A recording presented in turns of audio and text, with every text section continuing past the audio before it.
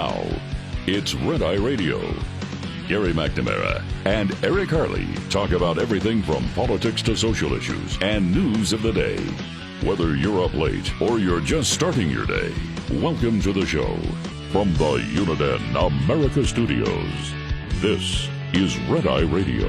Hello and welcome. He is Gary McNamara. I'm Eric Harley as we move into a Tuesday. Gary, how are you? I'm doing great. The best feedback I got. Well, it wasn't really feedback because we hadn't said anything about it, but the best material sent to me, a friend of mine sent me a message, and this was after the USA-Canada hockey game the other day. Right. Where, all the fights broke out at the beginning and everything else. Mm-hmm. And after every goal, the United States played Free Bird from Leonard Skinner. Mm-hmm. And my buddy wrote me, and I know this guy, so I knew it was going to be sarcastic. I was like, okay, where's this going? And it was like, about time it happened. All right, these hockey players standing up. Pro-America, pro-American flag, pro-American spirit. Then there's a picture of Leonard Skinner with the Confederate flag, huge Confederate flag behind them. Yeah. It's like, oh, my gosh. Yeah, that was wild. Well, Americans cared about hockey for 5 minutes for the first time since 1980. Yeah. Well, we cared about fighting. I'm not sure we cared about that's true. We cared about don't think we cared anything about hockey. Come on. We care about fighting. Well, the thing is, a half a century of fighting is wrong was completely blown out of the water. It was like, now this is hockey. Well, that's it. I mean, fighting is wrong. There's an asterisk at the bottom, except in hockey, where it's expected. Everybody off the bench. But what a weekend it was. Let's start off with this, because this is the thing that got me, because I love it when something that we've been criticized for, especially from the left comes out and says, oh, no, that's a big problem. And we've said this for the longest time. Mm-hmm. The biggest problem that the Democratic Party has is they practice racism. Institutionalized racism is inside the Democratic Party. It's all part of their identity politics. Mm-hmm. That's one of the reasons they can't change. When you're a bigot, when you're a racist, you can't overnight change. You just can't. No. Maybe the next generation will, but you can't. Here it is, the podcast, Al Hunt, James Carville. Serpent, talking about it. We talked a long time ago about when Tim Ryan ran against Nancy Pelosi. By the way, Tim Ryan was on Bill Maher, and at points he sounded like a conservative Republican. It's like, shut up. I'm just sick. It just drives me crazy. But here's Carville on his podcast over the weekend. Here we go. I just want to make a disappointing observation. I think these people, the most racist thing that I hear is when people say communities of color or people of color, because that assumes that everybody that is not white is the same, which is that, like, it's horribly, I think it's racist. It's what we've said. Yeah. And so in the summer of 2020, when you had all these left groups saying, well, you mean, and companies, oh, no, we live in a systemically racist country. You and I said, we absolutely do. Mm-hmm. It's the Democratic Party. The Democratic Party, when you look at the history of the United States, there has been no organization that has been more involved, organized, and thrown more money towards slavery, Jim Crow laws, and the racism of identity politics than the Democratic Party. If you're a Democrat, you support a racist party and a party that has been racist for the longest time. James Carville saying it right there. The only people talking like that are people on the left. You practice identity politics. Now, the thing that they didn't hit was critical race theory, is the theory that all white people are so culturally racist where you can't stop all white people. That's where privilege comes from. You notice they didn't touch that in that part of the podcast. Mm-hmm. They didn't hit that. We would bring that up and say, what do you mean? What about critical race theory? The belief that all whites are basically systemically racist culturally, to the point where it's almost like their DNA, so all society must be set up as if all whites are racist. And remember, they're still pushing this, wanting to push this in schools. Yeah, exactly. You had mixed race couples show up saying, wait a minute, you're teaching our children that one of the parents is racist and it's in their DNA, and that the other parent is oppressed and will always be a victim. Yeah. Do you remember the couple? The backlash was, and it was. Remember I think it was a black husband and the wife was white, right? And they were talking about, well, this is ridiculous because we have to tell our children, right? And then they had a black wife and a white husband and the same thing, and it was like, they're like, well, what do we tell our kids, that one of us is racist and we can't help it? Right. It's like we and can't you're live teaching like that to our kids in school. And so I wanted to play that because it gets down to the basis, as we talk about, really the most interesting thing to me in politics. Well, I will say this: there's so much going on with the Republicans where that's getting to be quite interesting. But it's the response of the Democrats after an election loss like this, holding insane positions and continually holding insane positions. When the whole freedom of speech thing, and we'll get to the audio on it, but with Margaret Brennan from CBS, and then the 60 Minutes, episode, and then Swalwell. What did Swalwell? Swalwell got the Doge thing wrong. Mm-hmm. I think Swalwell also commented on the plane crash in Toronto. NBC, the same thing, implying that Trump is to blame for it. I mean, it's just it's pure lunacy, and the freedom of speech caused a Nazi uprising from CBS News, and then CBS seeming to be very sympathetic, talking to German politicians who say, no, you insult somebody, you break the law here, you can't do that. And then Vance being over there and just pounding them. I mean, absolutely pounding them on free speech. And the funny thing is, he wasn't talking about the people. He was talking about the governments. Right. And he was saying, we won't stand for it. And the government is oppressing its people by doing so. Great stuff. Yeah. Great stuff. But the left just continues to go lunatic crazy, lunatic fringe. Well, they haven't, this is where they, again, more further proof that they can't change, and that they believe the problem is you're too stupid to understand what's going on. You're too stupid to see it. James Carville said it a while back. He said, these aren't people who are listening to NPR. You got to, essentially, you got to dumb it down.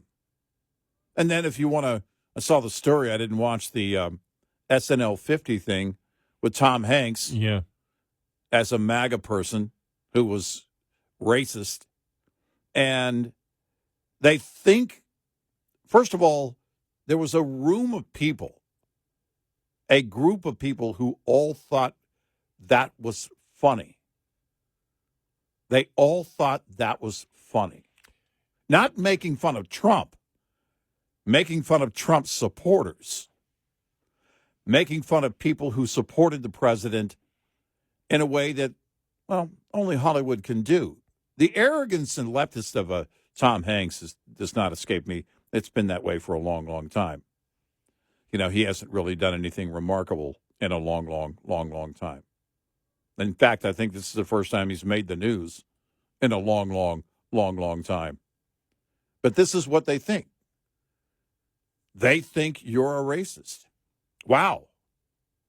What about all the, let's use the leftist language as Carville hates it, communities of color that voted for Trump? Well, again, they are what they claim you are. Yeah. And that's what we have what we have found out, and it's in the Tom Hanks thing. I look at that as nowhere left to go. Except let's repeat the same lies over again. Yeah. It's an act of desperation. A lot of people get angry. I look at these things and say, that's an act of desperation because they can't sell their message. And it's such an act of desperation because everyone knows it's not true. They live in their own little bubble and hope it's true or they feel that's the only thing that they have left. It shows you how intellectually bankrupt the writers are on SNL, Tom Hanks, but in general, the liberals in today's society. I look at it. I wasn't angry. I just was like, well, figures. It's the only thing they have left. They can only go back to racism, racism, racism. But as we have said, the evidence shows, and intellectually honest Democrats like James Carville at that moment, he's intellectually honest at that moment, will let you know identity politics, which is racism. It's judging people by groups and not individuals, is wrong. And, it's since we have started saying that, I've never got one person, not one. I've never received an email. I've never received a text. I've never received an extra. No, I will now because I brought it up, probably. But I've never received any blowback at all on that by saying bluntly for years, the Democratic Party is where institutional racism exists. And this goes all the way back to 2020 when they started pounding it. And we started pounding it all the time. It's institutionalized. It's systemic. It's inside the Democratic Party. If you're a Democrat, you support a racist party. Well, James Carville just said it. If we're going to take down statues, if we're going to dismantle organizations because of racism, then you have to start with the Democratic Party. Of course, they're not about to do that. They're not about to dismantle what has helped them carry on this racism still today, even louder and louder and louder and louder. The Hollywood thing is laughable. There hasn't been an original idea out of Hollywood in the longest time. There just isn't. They either do a story based on true events, or they remake Spider-Man every other year. There's nothing left. I heard a comedian say, this generation thinks Spider-Man's superpower is that when he takes his mask off, he's a different actor every time. Which is a brilliant line. Because they don't have anything left. If you think about the SNL thing, think about how bankrupt that idea is. Because they went after Trump. Did that work? No. By the way, the late night comedy has always been about going after whatever political movement or politician and president in office. That's always fair game. Well, we'll just go after the people who support them. And we don't care about them being a part of our audience. Way to Bud Light that moment. Not that any conservatives were left watching SNL or would tune in for something like the 50th. Nobody cares that you've been around 50 years. Trust me. I know this firsthand. And this is who they are. They can't stop doing it. They can't turn around. No, they can't. They can't do it. It doesn't matter. Sacrifice everything to put it on full display. It's bad because I saw Carville in another interview over the weekend to hit the other side of it. He was like, okay, you're giving me hope. You're giving me hope. And the hope is, and he said, just let the Republicans do whatever they're going to do. Stop talking about it. And his point was because when they get to November, there will be so many unemployed people in D.C. that live in Virginia that they can win the governor's race in Virginia. Right. He goes, now I'm back. Now I'm happy about it. Yeah. I'm like, wow. Yeah. It's like, oh, my gosh. Yeah. This is Wow. weak. That's your prize, huh? That's your prize. And I'm just like, wow. They don't know where to go because when you base your political narrative on all emotion and no substance, when you base it on the bigotry and the racism of identity politics, then you cannot connect any logical dots. Racists are not common sense logical people. Right. It's that simple. And they know, we've said this all, years ago when you and I said, well, what we believe isn't racist at all. Why is that the first thing out of Democrats' mouths? And we finally came to the realization that it's because they practice identity politics. They feel guilty. They're racist, and they feel guilty about it, and they think other people think the same way that they do. Otherwise, you do not judge people by physical characteristics. Well, to or the point immutable that you're traits. obsessed with it and Yeah. you can't stop doing it, then who's got the problem here? The left is obsessed with it, and they have to lie about things. They lied about Charlottesville for years. Some of them are still lying about it. And they have to make it up about the other side in order to keep their obsession with racism going. That tells you what actually is in their hearts. If you're that obsessed with it, you can't move away from it because it's who you are. We saw in the anti-Semitism, didn't we? Yep. 86690 Red Eye. This report is brought to you by Shell Rotella. With advanced synthetic technology, is designed to help keep your rig running with more mileage and less maintenance. Tires command a lot of attention. As a top expense for drivers and a leading cause of CSA violations, any tire maintenance practice that can help extend tire life is worth consideration. Consider tire balancing, which can set you up for savings and a smoother ride before your tires touch the highway. Tire balancing corrects an uneven distribution of weight in tires and wheel assemblies and offers benefits like improved fuel economy, increased tire life, and reduced vibration. Unusual shaking in the seat, cab, or steering wheel is a warning sign your tires might need to be balanced. Coming up, more with Gary McNamara and Eric Harley. It's Red Eye Radio.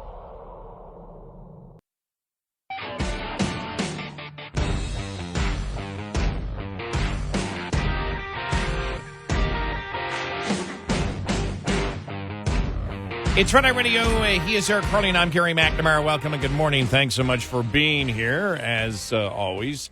All right, I want to let's play this audio cut. You ready for this? MSNBC. Now liberals want to get rid of President's Day.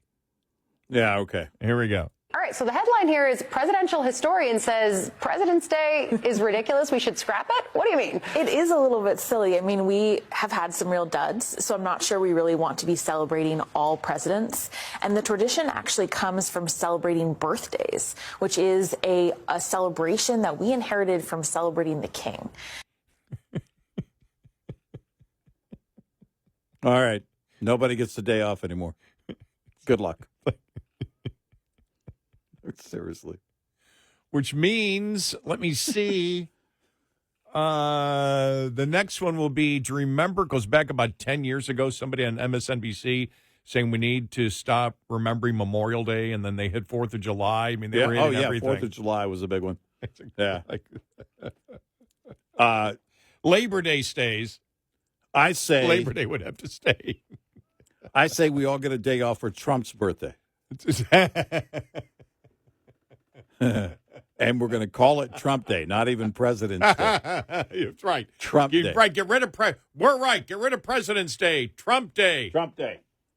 And it'll be next year when he ends up on Mount Rushmore. Right. That was the one that was about a week ago. The left was going crazy. No, we're not going to put him up. Yeah, we can chisel one of the other ones off.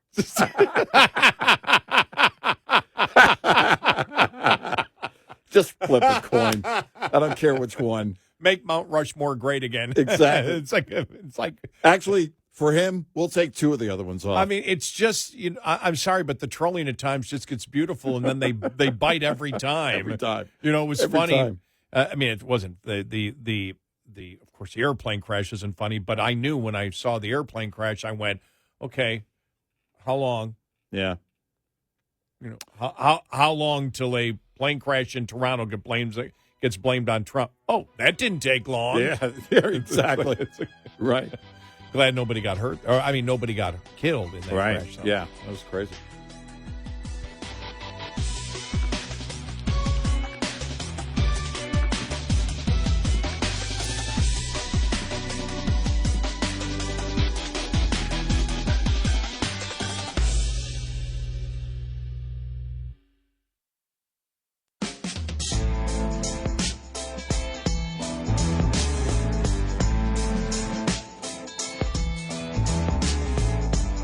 Catch all 5 hours of the show live every night on the Red Eye Radio app. Available in the App Store. Red Eye Radio. And he is Eric Harley, and I'm Gary McNamara. I just found this audio the last couple of days. Ready for this? CNN interviewed 11 people from Arizona who voted for Biden in 2020 and Trump in 2024. Okay. Are you ready? All right. All right. Here we go. Talked to some Arizona voters who switched from voting for Joe Biden in 2020 to Trump in 2024. And so far, they mostly like what they see. I just think he's trying to get America back on track as quickly as possible, given the state that it was left in from the previous administration. It feels more merit and transparency that I'm getting from the administration so far. I just want to stop it right there because that's very, very important. Mm-hmm. I'm getting much more transparency than I got from the last administration. Remember, all they hit upon last week was there was a lack of transparency. Right. And we're just No, like, I mean, it's you can't sell as that. they were literally counting the words. It's Lawrence O'Donnell counting the words that they used to describe what they were doing, and those words being in the thousands on that count. Remember, these are all Arizona voters that voted for Biden previously in 2020 and then Trump in 2024. Continue here. I approve of a lot of the stuff that he's doing with the border and everything. He's put other countries on notice that were to be taken seriously. For the most part, I feel like he's on the right track by keeping transgenders out of women's sports. That's number one. All 11 Biden-Trump voters say they approve of Donald Trump's first weeks in office. It's got to kill them. It just has to hurt so much for them to say those words. You should see the look on her face. And where I paused it, and I wish people could see the video where I paused it. You can look at her face. She's like smiling like, I can't believe this. Here we go again. Oh, just somebody asked me what yesterday. I think they forgot. I forgot with what social media or however they did it.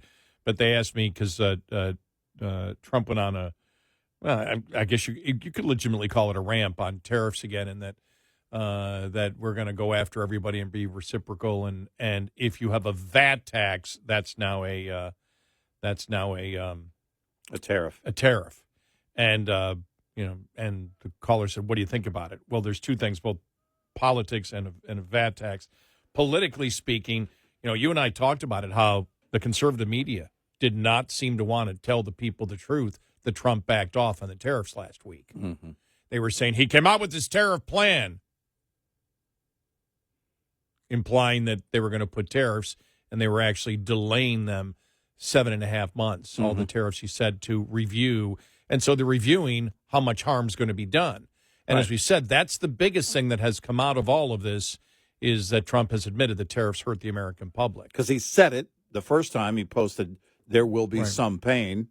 Yeah, there might be some pain. And then last week when he initiated the plan, and a lot of the media just said plan and didn't go into the details. Right. I think it was only the Wall Street Journal that really got into the weeds on that, about what the executive order actually said and effectively what that meant. Well, you did get afterwards, about a day after, some headlines saying that he has delayed, Well, the markets right away tariffs. knew it, because the markets right away were positive, and you saw the headlines. If you were watching the markets on that day, he was delaying. The markets were positive because he was delaying the tariffs. Look, I'm not inside. I don't know the motivation behind it, but I do know that for Trump to come out and delay the tariffs last week probably ticked off people like Peter Navarro and other people. Mm-hmm. They believe without question. Now, the president, was it 10 days ago, came out and said, if you don't believe in, and this shows you how people just ignore some of the things that Trump says, because the majority of Republicans are against tariffs.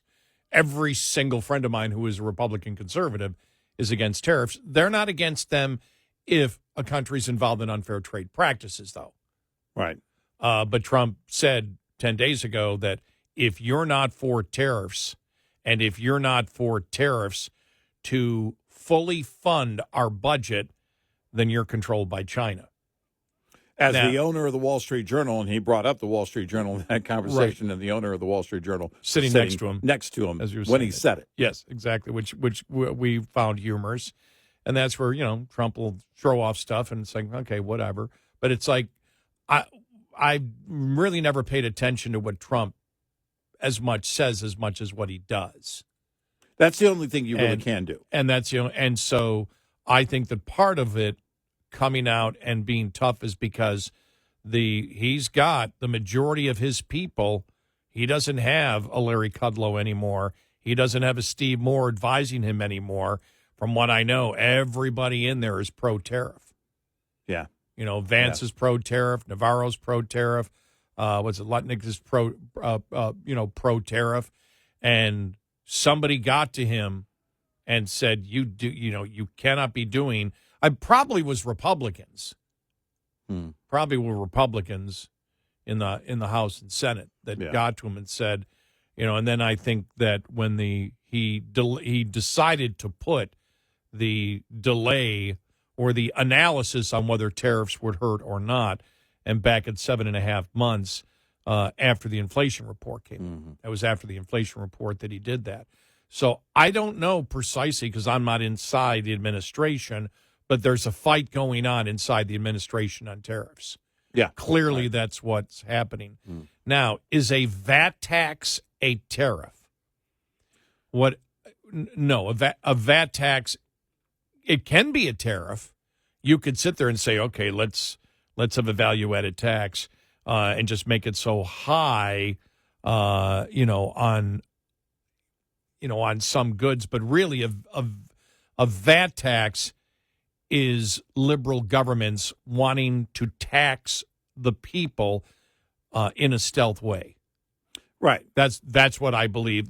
There may be some in there that want it to act like a tariff, but the majority of the value-added taxes that other countries have are based on the fact that they wish to tax their people in a stealth way, where a sales tax, you see what you're paying. Mm-hmm. In a VAT tax, you don't, because it's applied to the different levels of manufacturing and just becomes part of the price that you pay. And it has a massive compounding effect, but you don't see it as a consumer along the way. Yeah. By the way, and I'm hoping if there's going to be any reciprocating based on VAT tax, that we don't start talking about implementing a VAT tax here in the U.S. I don't think no, that's going to happen. Right. But if you're applying the VAT tax and using that as a type of tariff in order to reciprocate, that was my first concern when it was brought up. What was it, last week? Like, oh, man, I don't think we're going that direction. Trump has never mentioned that. No. And hopefully he never will. No, we don't want to. Oh, my gosh. They're highly destructive in nature because, again, it's a compounding tax, and you don't, as a consumer, see any of that. You don't understand why the cost of everything is so high. It's based on, and there was talk years ago by liberals who wanted to implement a VAT tax here in the States. Right. And the problem is, the reason it's viewed is because you cannot, it's impossible if a product is made overseas that during the different stages of manufacturing that you can add a tax onto it because it's not domestic. Therefore, foreign goods can be cheaper because you decide to do it. But that wasn't the intent of, I don't know of any intent of any VAT tax was to increase imports. It was that could be the result. That could be the result that you have more imports coming in. But the reason VAT tax were initiated, in my opinion, was liberal governments or governments wanting to have a stealth tax on the consumer, where sales tax is not a stealth tax. Right. It's on every receipt that you get. But a VAT tax, I guess you could estimate what the VAT tax is on every product. But for the most part, it's the fact that they don't want transparency on where your taxes are. So, but as to what the president's going to do, we'll see. We'll see on it. but he has backed off on the major tariffs for at least, from what we get, 7.5 to 8 months. It could be longer because the Treasury Department supposed to do an initial study on it that's supposed to be done April 1st. Then within 180 days, they're supposed to come up with the report on whether tariffs would be good. So that's another 6 months, 7 months. We're only halfway through February now, and they came up with that last week. So we'll see. But like I said, now that the president has admitted, because I don't know, one of the things Eric and I have talked about is nobody knows what most presidents, how they believe an economy runs. Right. You know more about what we think than any president in our lifetime. Mm-hmm. You don't know. Nobody sits down with the president and says, what gives, who do they sit down with and say, who do they sit down with? Oh, yeah, the head of the OMB for Biden. Remember he had no idea what gave a dollar its worth? Right. He was completely clueless on economics. Yeah. Completely. He didn't have a clue. And I think he was the head of the OMB. Mm-hmm. He was one of his financial, one of his economic consultants. I'm thinking Jared Kushner. Jared, I can't think of his name. It's not Kushner. But the guy's completely clueless. We played the audio about 6 months ago. It was like, my God, he does no idea how economics works. So you don't know what they have, in their mind. But there is definitely a fight going on right now about tariffs in the White House. Otherwise, they would have been implemented. By the rhetoric that was coming out of the White House, you would have thought they would have been implemented. Well, you and I have been wondering at least since last week, who's got his ear in terms of the anti-tariff side. And I don't know who that is this time. I have no idea. I don't know. I don't know. And I don't know if it's Susie Wiles or not. Yeah, there's been no reporting on that at all. I've seen nothing. None. We knew last time that it was Steve Moore and Larry Kudlow. I mean, the only thing I guess one possibility would be some campaigning from the outside, some lobbying from the outside, from corporate heads that he might know. But I don't know. I don't know that has. I really don't know. There's no report on that. There's no indication of that. I'm just throwing stuff at the wall here. I don't know where it would come from if he's got the pro-tariff team in place, including J.D. Vance, as you mentioned. So I don't know where that would come from. Why slow the roll? Why delay it? Why delay the tariffs with Mexico for 30 days? Why delay the tariff plan that he announced last week? Why have a staged plan that's going to could take several months or longer, if ever implemented? Yeah. Big. Ooh. I'm raising my hand. Because the inflation report came in.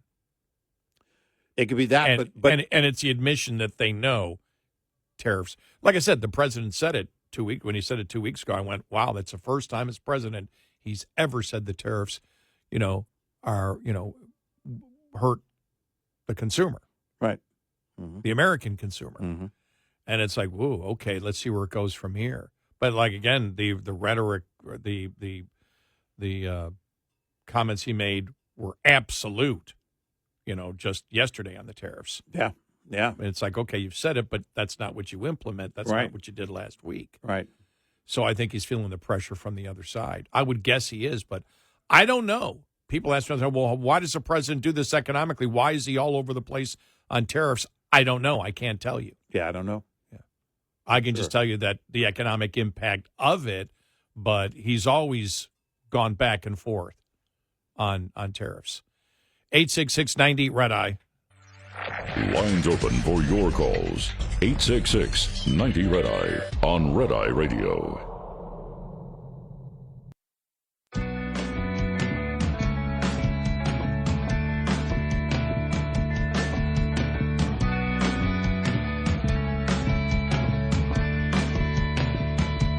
It's Red Eye Radio. He's Eric Carly, and I'm Gary McNamara. Let's play our Idiot of the Week audio cut very early. We played it here on a Tuesday. Bill Maher. All right, here we go. here's my last one. Okay. Trans. Because Trump has gone way too far on this. He's at that place. This is what I always say, nobody can ever be in the middle. No. It always has to go from one pendulum swing to all the way to the other. So now we're back at there's only two sexes, which is ridiculous, although I'm glad I'm in one of the ones we're keeping. Yeah. He's an idiot. Yeah. Eggshell. Look out, you're walking on eggshells. Trump he took it all the way to the other side. We can't have a middle ground. Trump says there's only two sexes, which there only are. Well, two where's sexes. the middle ground? I know. Bill, tell me where the middle ground is on this. Oh, I'm glad I'm a man, he says at the end. Oh, I'm glad I'm one they're keeping, in one that they're keeping. Yeah. What a moron. You can't have an opinion, can you, Bill? Top of the Hour News is brought to you by House Products. Visit houseproducts.com. This is Red Eye Radio on Westwood One.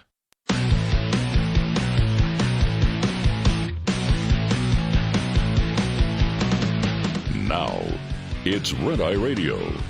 Gary McNamara and Eric Harley talk about everything from politics to social issues and news of the day.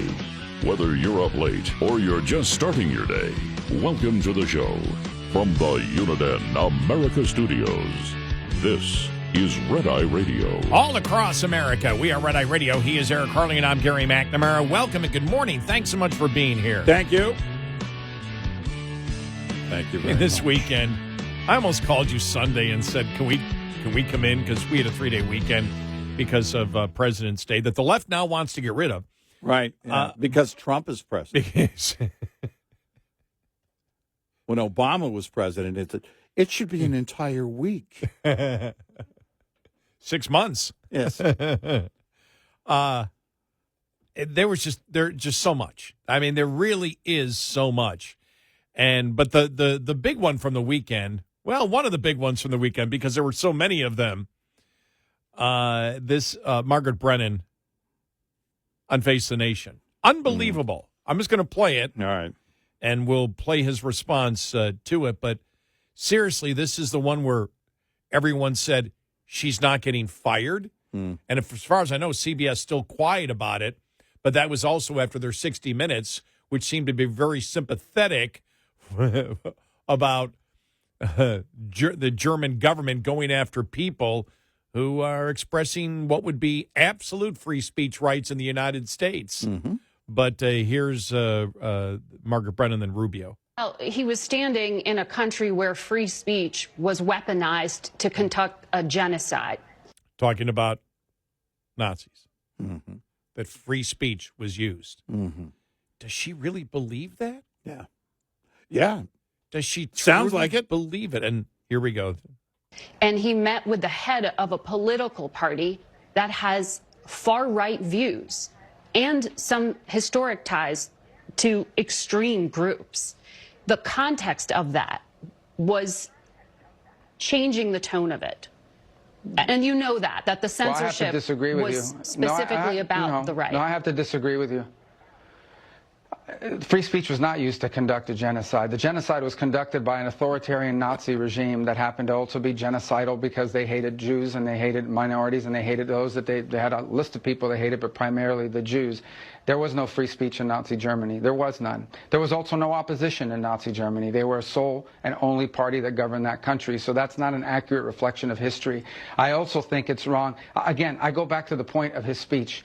Okay, the point of his speech was basically that there is an erosion in free speech and intolerance for opposing points of view within Europe, and that's of concern because that is eroding. That's not an erosion of your military capabilities. That's not an erosion of your economic standing. That's an erosion of the actual values that bind us together in this transatlantic union that everybody talks about. And I think allies and friends and partners that have worked together now for 80 years should be able to speak frankly to one another in open forums without being offended, insulted, or upset.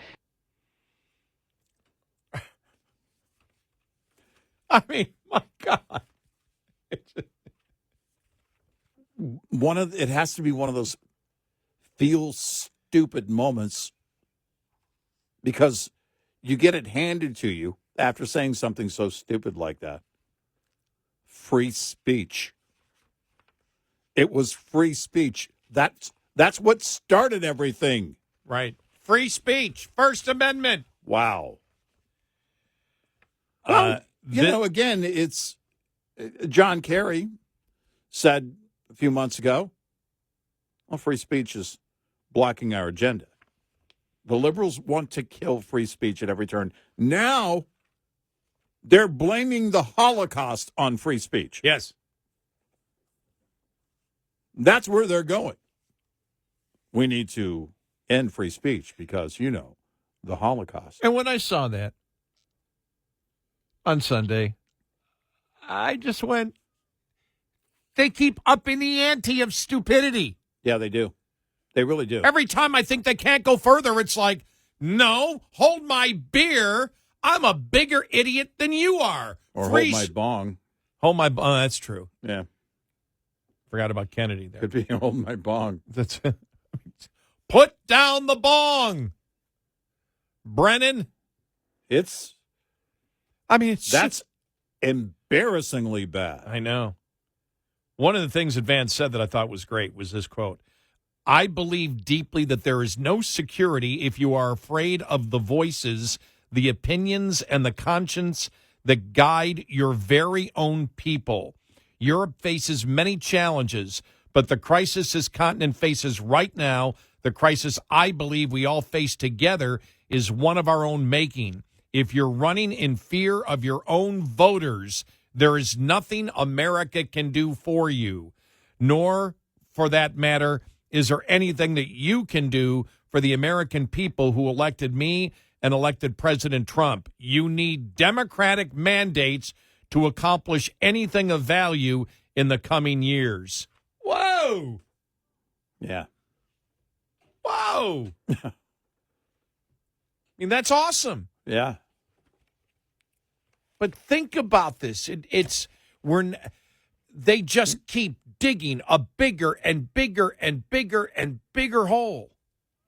And then, let me find this audio here because this was great. Somebody put this side by side on, here it is. This is, okay, we start out with Never Trumper. Do I have this? I need to make sure I get this at the right spot. Never Trumper with Rick Wilson. Okay. On MSNBC. All Okay, right. Here we go. ESU a little while ago, and I asked her what she thought about what had happened with Vance, and the degree to which they were shocked and appalled and offended that Vance came there daring to lecture Germany, one of the most free countries on earth when it comes to expression, where America is now rated 55th in the world on freedom of expression, it was appalling. Let me see that survey where America's 55th in the world Is that on your expression. own survey? Yeah, let me see where that is and what they're using as variables. Right. I guarantee you know what it is. There's too much disinformation. Yeah, right. Yeah. There's too much disinformation, and therefore expression of it. That's not about free speech. No, but and then side by side, they put, because he said Germany, and they go to the 60 Minutes. I mean, so it's Rick Wilson. My God, I mean, these people were never, because he's a never Trumper. He'd never were Republican conservative. No, never. But then they go to the meme from 60 Minutes. Here we go. All right. Is it a crime to insult somebody in public?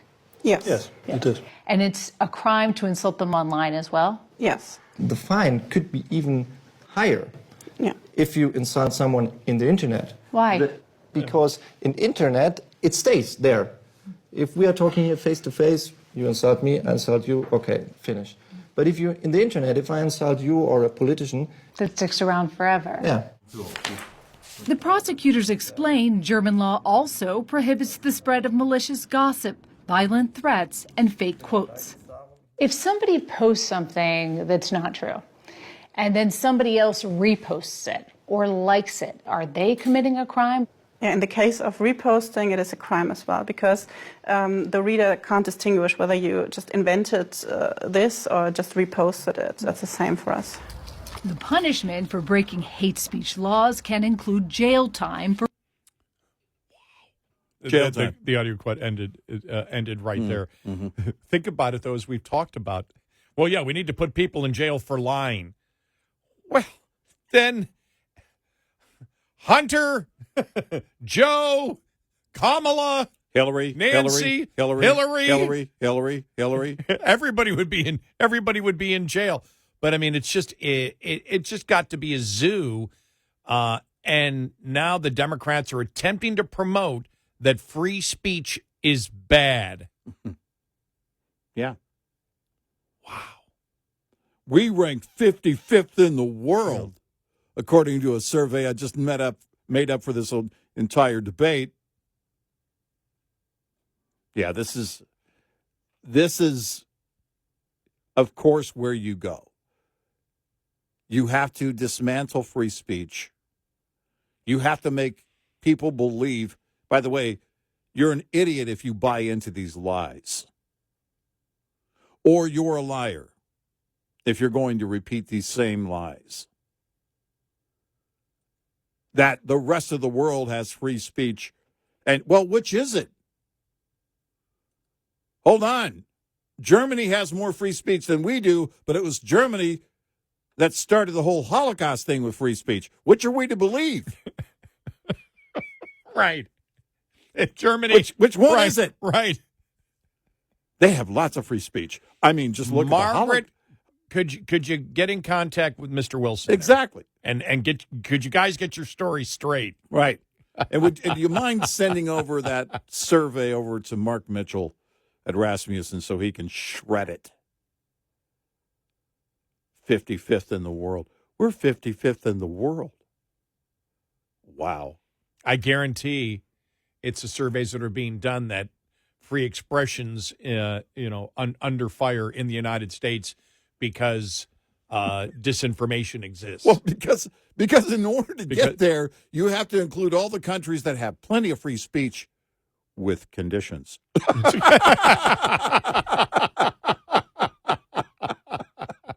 As long as you play by their free speech rules. Everybody has conditions, even the United States has conditions on free speech. But I'm talking about from the liberal standpoint of, you can say what you want about your friend unless it's an insult online. Now, political free speech, there's even more deference.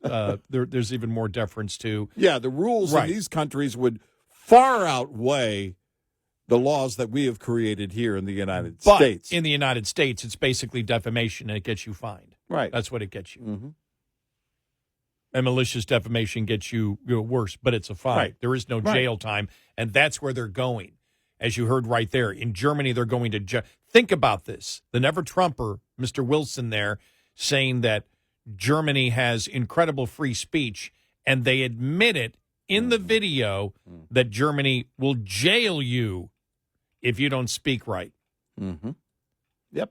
God, these people are nuts. They're absolutely crazy. Well, again, we have to end free speech.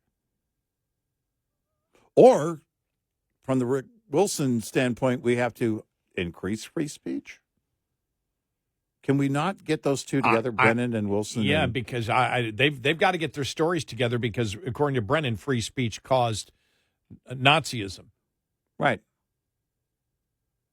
Free speech led to the Holocaust. Right. Exactly. Free speech led to. And Rick Wilson, Germany has the most free speech.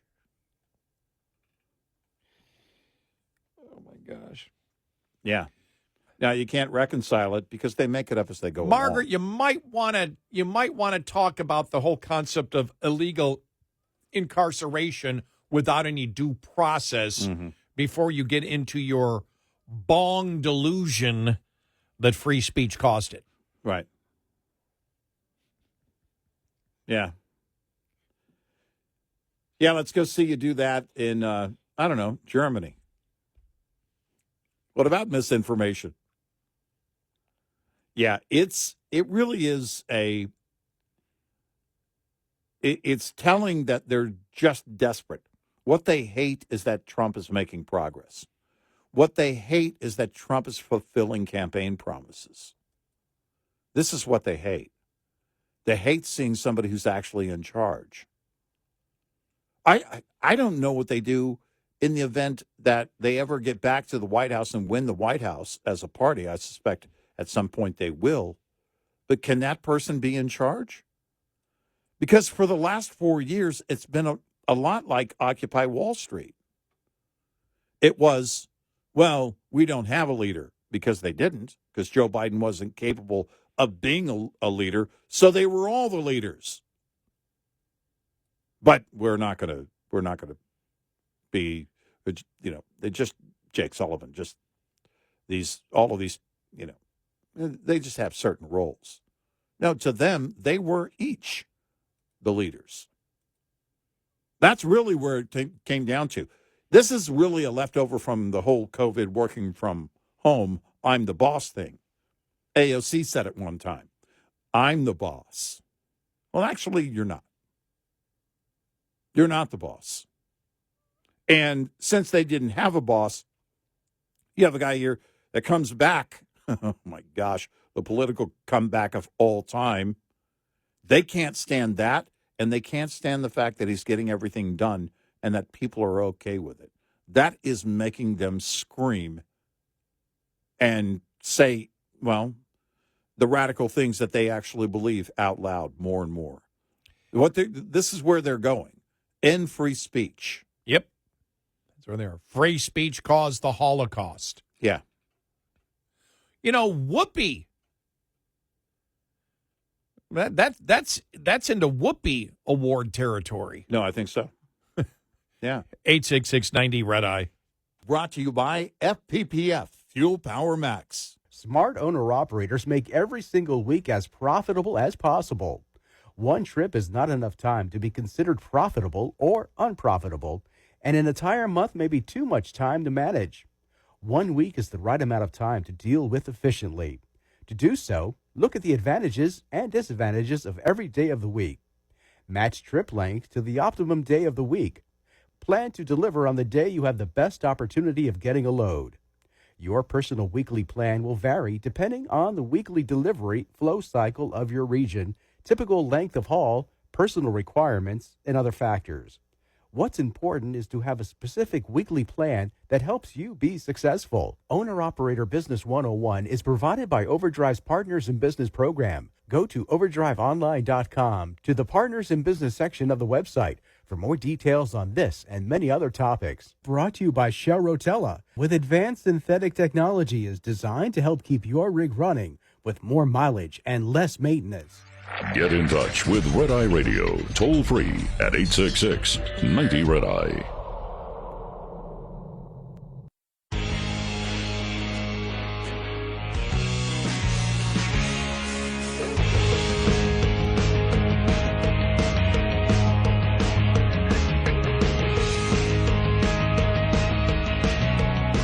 It's Red Eye Radio. He's Eric Harley, and I'm Gary McNamara. Good morning.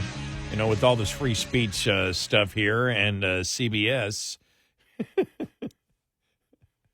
not having a clue about free speech in the United States, I just happened to scan by the Babylon Bee and two of its lead headlines. All right. Number one, deranged maniac fires off over 17 memes in crowded German shopping mall. That's great. And the Von Trapp family crosses the Alps into Switzerland to escape free speech. I mean, it's just crazy. I mean, I love it because you and I always said that Democrats don't realize it. They cannot accept it. But the reason they lost and the reason they're going to have problems is because on the issues, they suck. Yeah. End of story. Yeah. That's it. They suck. Right. And you saw it right there, Margaret Brennan, that the Holocaust happened because of free speech. That's right. This is kooky talk. It's what she wants you to believe. It's a great point somebody brought up. Where they said, well, no Republican should show up. I would sort of disagree. I think they should show up and embarrass her. Oh, no, I hand it right back to her. Yeah. And Yeah. you need to bring it up. You need to reference it. Yeah. You need to go back and reference it all the time. Like, for example, if I met Dick Durbin, I'd say I have absolutely no respect for you. Yeah. Because back, and I know it was, 16, 17 years ago, you called U.S. troops. You compared U.S. troops to the mass genocidal murder of Pol Pot with no evidence whatsoever to do it. You're a piece of scum. Yeah. You know, you did that on, you were an adult when you did it. You know, you're scum. Right. For doing it. They need to keep bringing up stuff. Excuse me, Margaret. You said that free speech. Mock her. Laugh at her. Right. Where did you go to school? Yeah, take Are you advantage lying, of it. or did you actually believe this? Right. So I thought it was a great debate point to bring up when someone said, well, no, Republicans shouldn't go on now and protest. No! Destroy her arguments. Oh, yeah.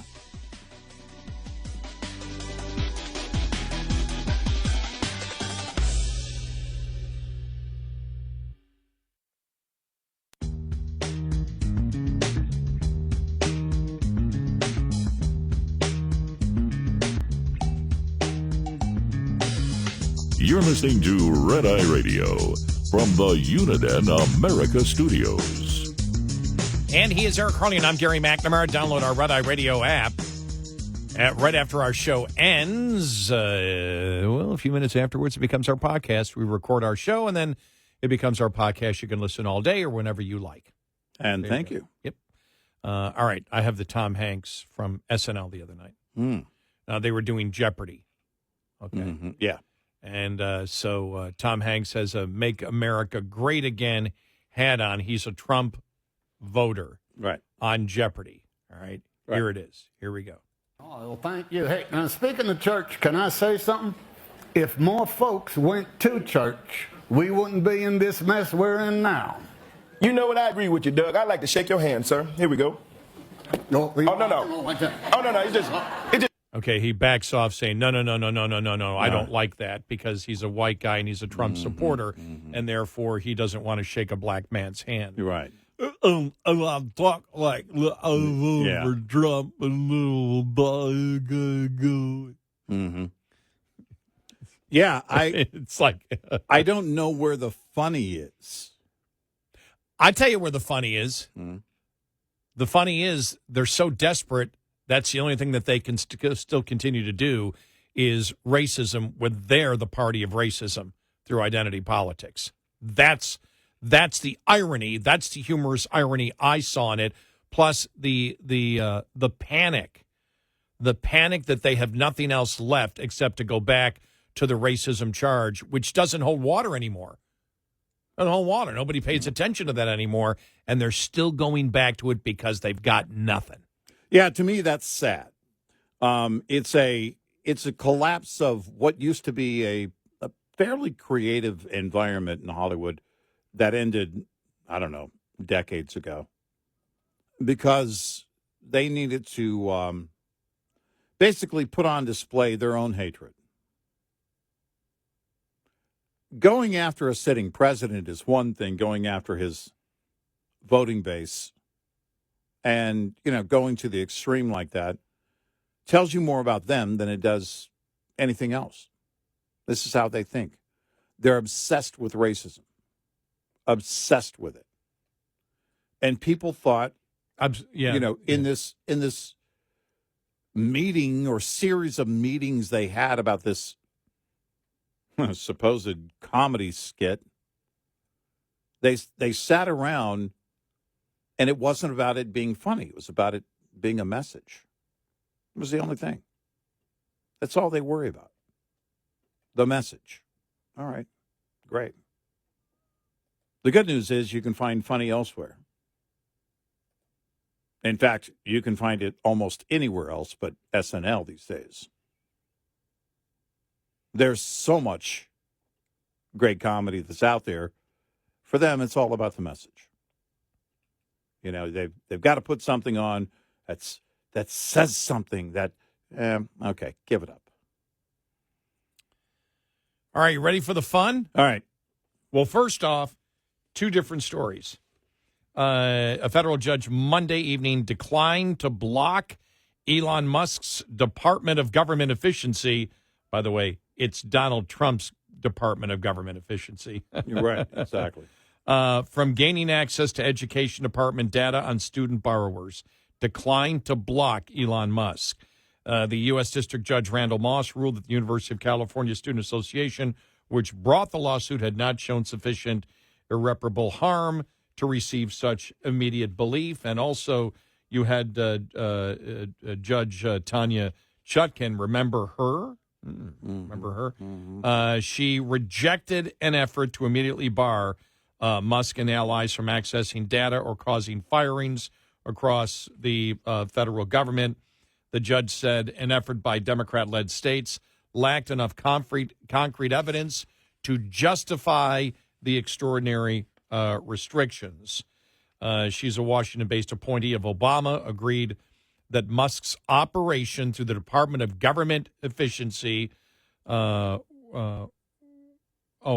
she said, were taking place in troubling secrecy. Yeah. Oh, my God. Yeah. And she acknowledged that Dodge is operating so swiftly it's difficult to reach quick conclusions about the legality of its moves. Doge appears to be moving in no sort of predictable or orderly fashion, and plaintiffs are obviously scrambling to find out what's next.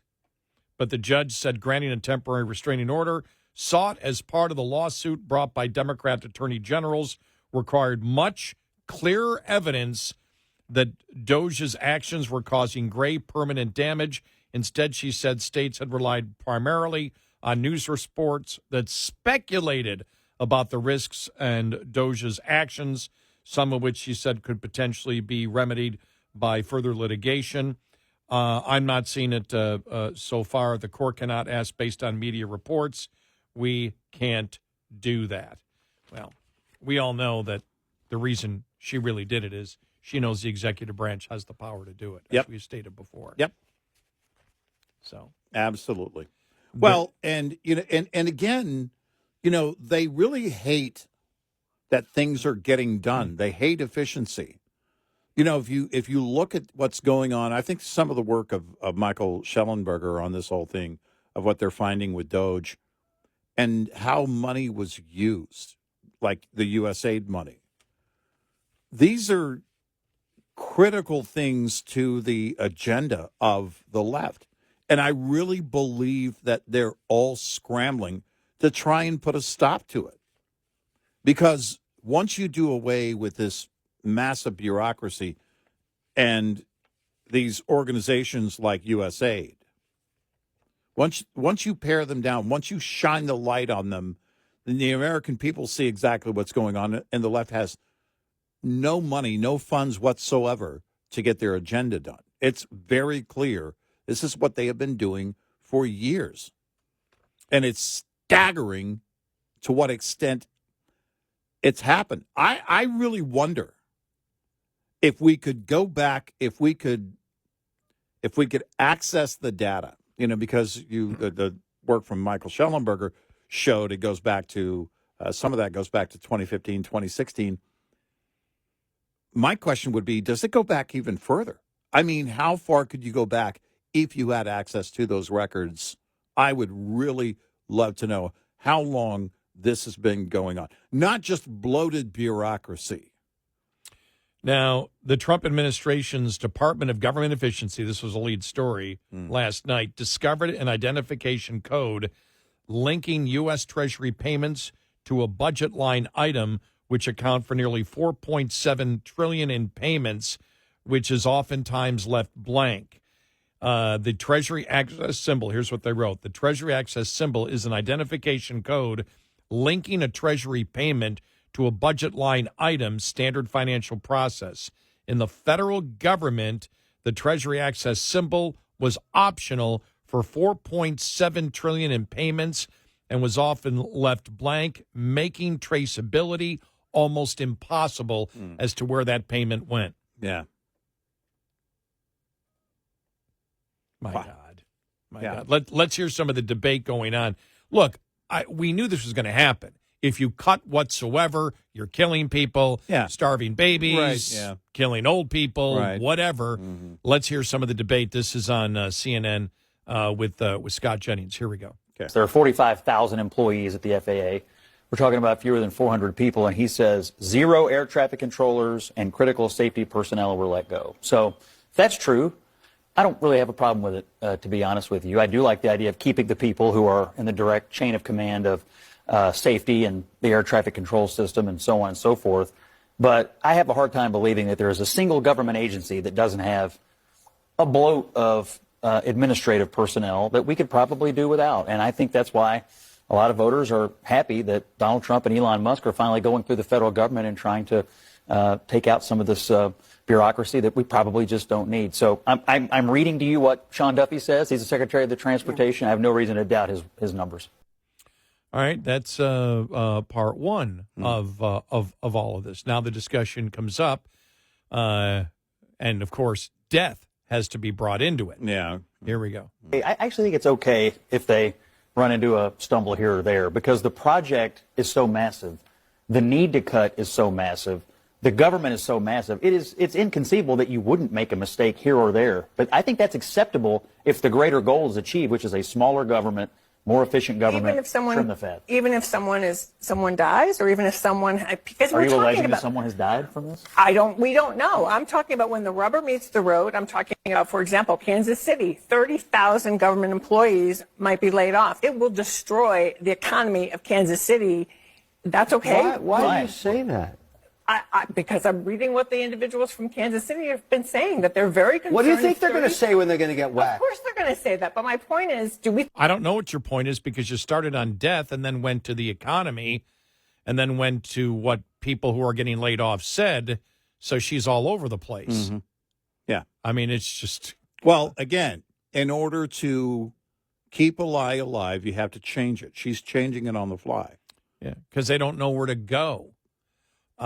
Here's Kevin O'Leary. He went on a rant. You ready for this? Here we go. He's like, they're not doing nearly enough. Right.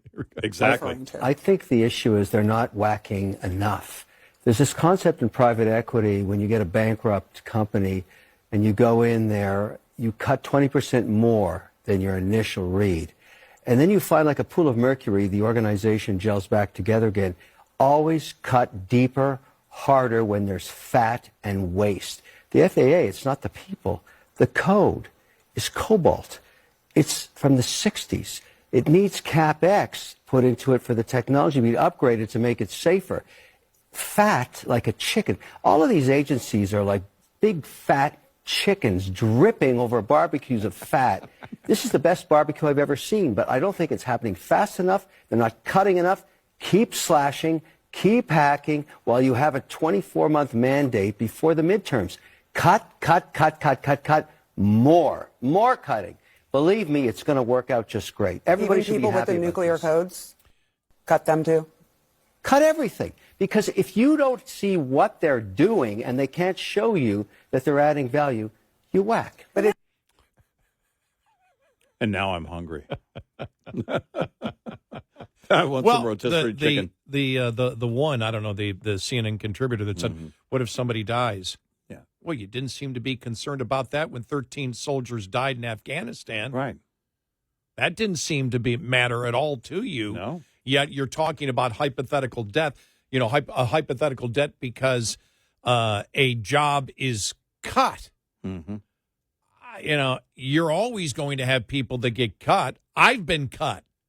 Mm-hmm. I wasn't happy when I got cut. Nobody is. Right. But the fact is, when you have, think about this, no thought at all, not in the slightest about the immorality of the debt that we are burdening future generations with. Nobody talks about that. We do. The biggest immorality that the United States has done domestically is the debt that we are leaving our future generations. Yeah. We're saying to hell with you. We just want what we want now, and we'll defend it any way we possibly can. Mm-hmm. We don't want any cuts because that's what they're saying. Yep. No cuts. The federal government is just fine and dandy. Well, you know something? The American public doesn't buy that. No, we don't. No, we absolutely don't. And that's, again, this is what they're screaming about.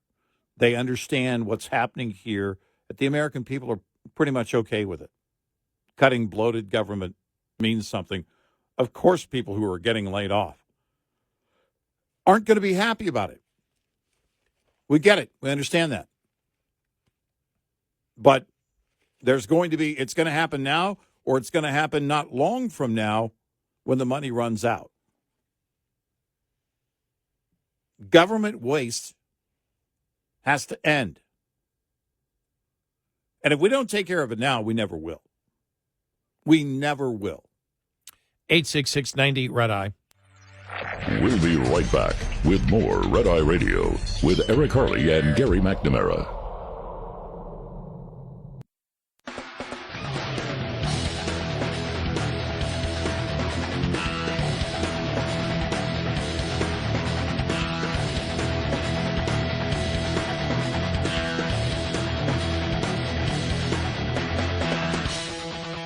And it's Red Eye Radio. He's Eric Harley, and I'm Gary McNamara. Wow, you saw the Social Security numbers, too. The people between 100 and 150 that apparently Social Security checks are going out to. Yeah, right. Wow. Gee, I hope I live to 150. It's, again, you uncover these things, and the American people are with you on them. It's why these need to stay in the news. The left is losing their ever-loving mind, but you're winning. You uncover this kind of fraud. You uncover all of these bureaucracies that are just far beyond bloated. This is getting into agenda territory where they facilitate their agenda with this money, and it happens over and over and over. It has to end now.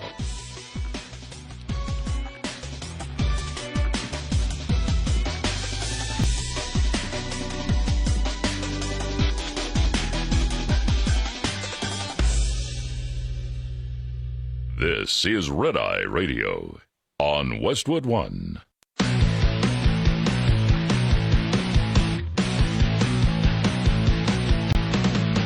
Now, it's Red Eye Radio. Gary McNamara and Eric Harley talk about everything from politics to social issues and news of the day. Whether you're up late or you're just starting your day, welcome to the show. From the Uniden America Studios, this is Red Eye Radio. All across America and around the planet, we are Red Eye Radio. He is Eric Harley, and I'm Gary McNamara. Hi. Welcome and good morning. Thanks so much for being here. Good morning. Welcome. Are you ready? I'm ready. All right, let's hear our Senator Kennedy audio cut of the day. All right. Fine. This is on Sheryl Crow, the whole thing that Sheryl Crow sold her Tesla and is donating the money to NPR. Okay. That's fine. Whatever. Okay. Here we go. Okay. Well, with respect to Ms. Crow, I'd make a couple of points, Sean. Number one, Ms. Crow's entitled to her opinion. Number two, I think she means well.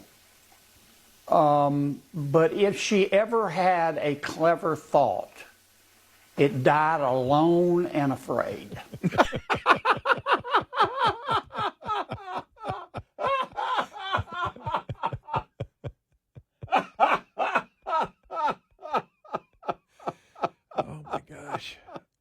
All right, we're going to have some Senator John Kennedy-isms.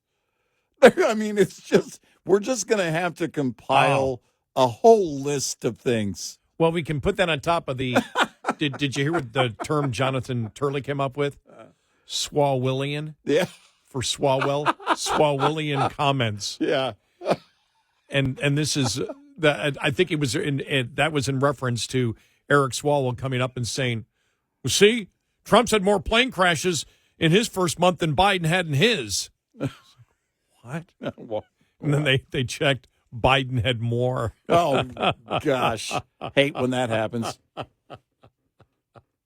Oh, man.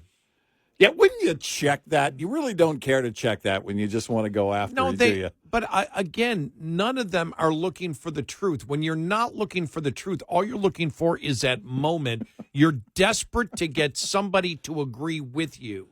Yeah. That's all you care about. Yep. You're desperate to get, and you know that the people who support you are pure rage and emotion. There's no logic. There's no critical thinking skills at all. So all you're trying to do is get a moment for somebody to agree with you. Yeah, right. Right. That's all you're trying to do. Yep. No, that's all you're trying to do. It died alone and afraid. It's this again. I'm convinced that the left is desperate because in February of 2017, Trump's first term, they still had the Russian hoax. In fact, it was gaining new life. Remember, it was evolving into what became a special prosecutor assignment. And so they thought, look, hey, don't worry.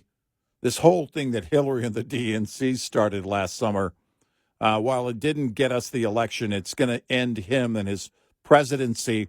It will take him down politically, and we'll be able to do this and get it done. It's like you're light years away from that set of events. In spite of everything they have thrown at him, he made the political comeback of all of American history.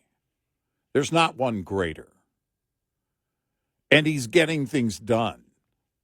And they can't stand it. Let me give you an example of the rate, because I'm noticing now that more liberals, we mentioned this last week, are coming out on social media. This one was actually Facebook, somebody that I know, somebody who used to be in the business. Okay, aren't you glad you voted for Trump? You get what you pay for, and now you're paying, he wrote, now you're paying up the posterior. And it's just because you believed him like a herd of mindless sheep. What you should have known is that Trump is incapable of telling the truth. He's been lying his whole life, not to the top, but to the rock bottom of the pile. And every one of you are right with him. Enjoy the ride to oblivion. Look at you now. You ain't got nobody except a little Hitler and his stooge Elon Musk. Now there's a real lunatic. God help us all. Was anything said there? No. Nothing was said there. Nope. Didn't mean anything. It's just rage and emotion. Understand, that's one thing that you and I learned. But there's a falsehood that we think that all human beings think the same way, and we don't. And you and I mentioned this when, really, with the whole identity politics thing, is when, we'd sit there and say, well, no, we believe that having debt the way that we have it and putting this burden on future generations is wrong. That's racist. Why do you say that? It's not racist. It's a concern for everyone. It's like when... we've talked about how the Democrats love corporate taxes because it's a stealth tax.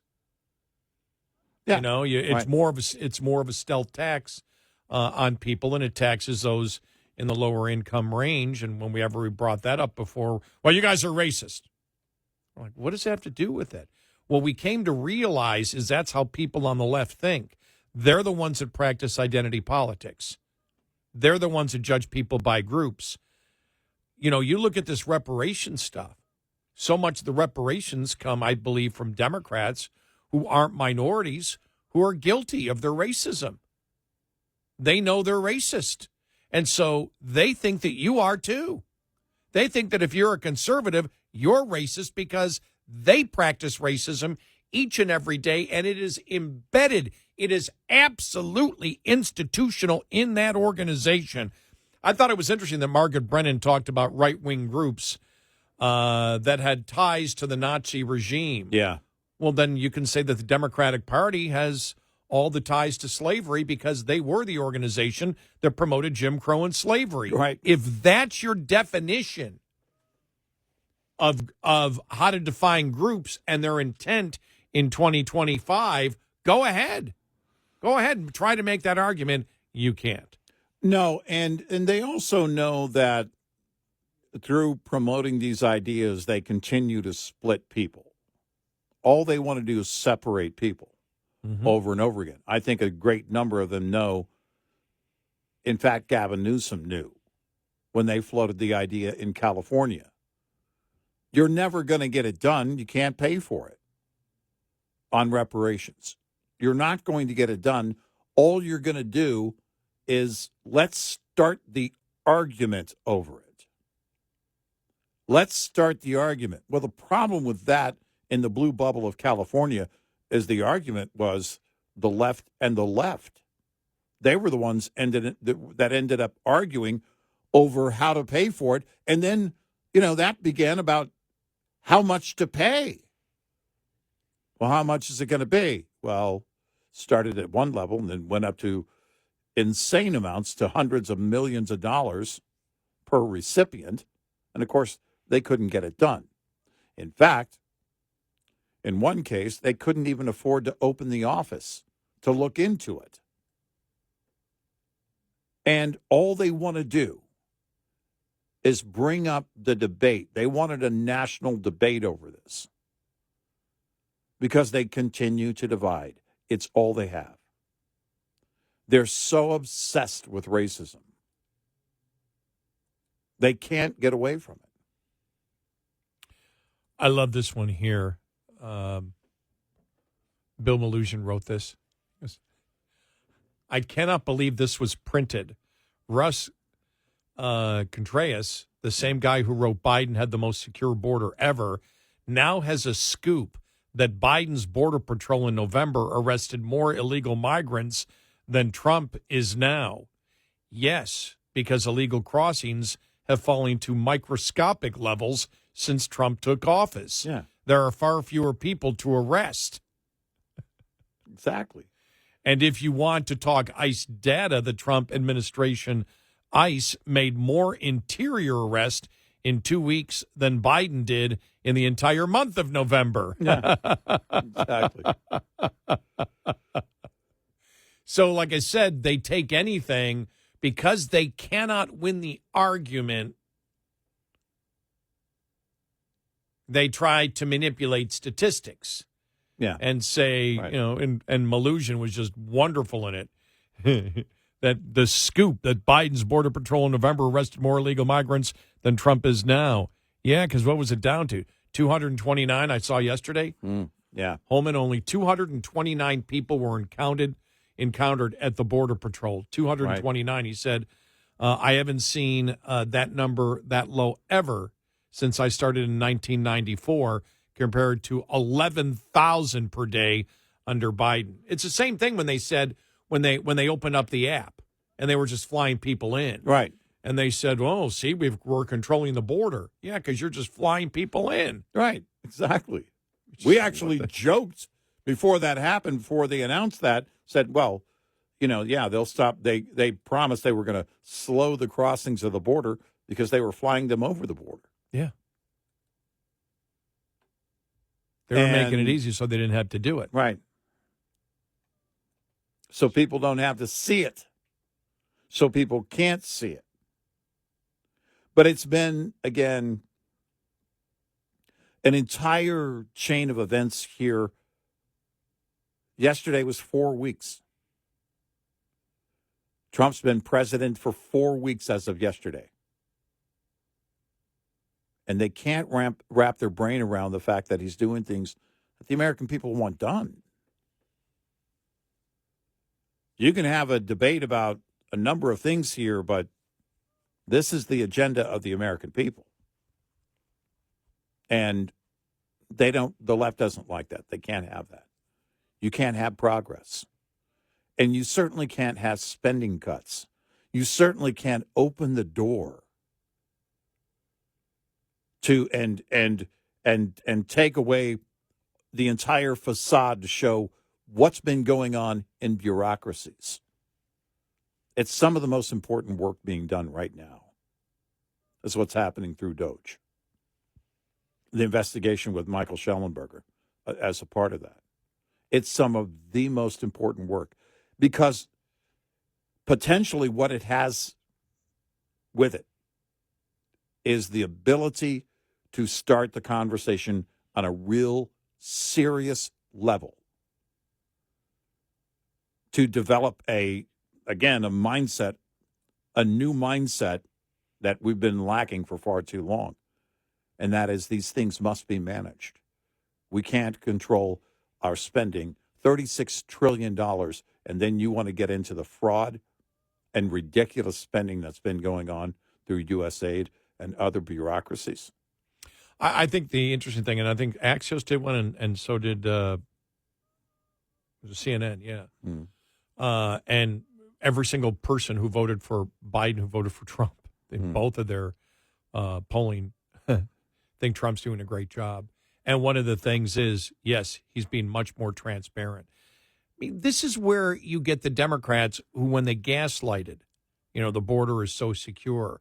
There's nothing wrong. Biden is, you looking back now, Biden was transparent. He was out all the time. It's like you're trying to sell the American public something that they don't see. And when they see constantly Trump and Elon Musk, and every day they're going through, here are the incredible things. I mean, the thing yesterday about number one about Social Security. By the way, I said Social Security payments, active Social Security numbers that are, I don't know if that's directly payments or not, from 100 to 150. It's mind-boggling when you see that. You're not going to win that argument. No. You're not going to win that argument. The American public's going to look and go, well, he should have access to this because we just found out that you've got 2, 3, 4, 5 million people over the age of 100 that have active Social Security numbers. Right. How can that be the case?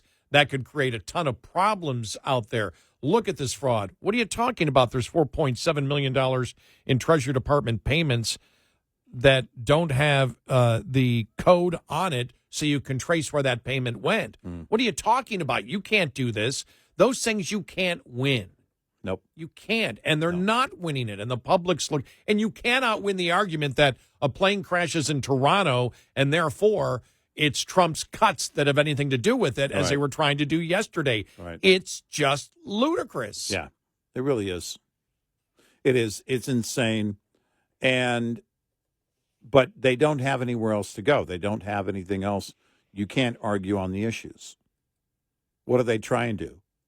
What about all the people dying? There's nobody dying. They have to lie. They have to lie to try and make a point.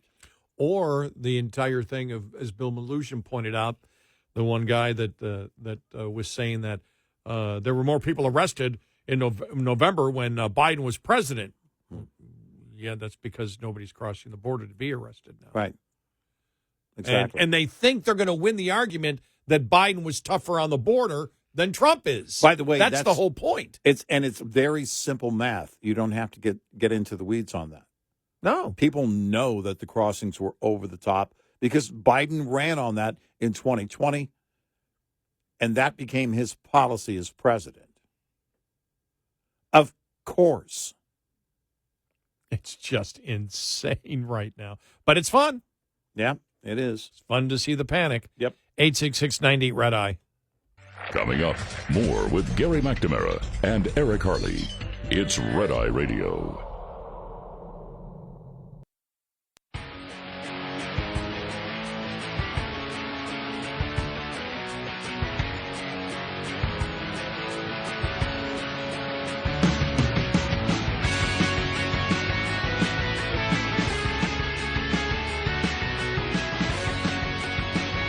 It's Red Eye Radio. He's Eric Harley, and I'm Gary McNamara. Welcome and good morning.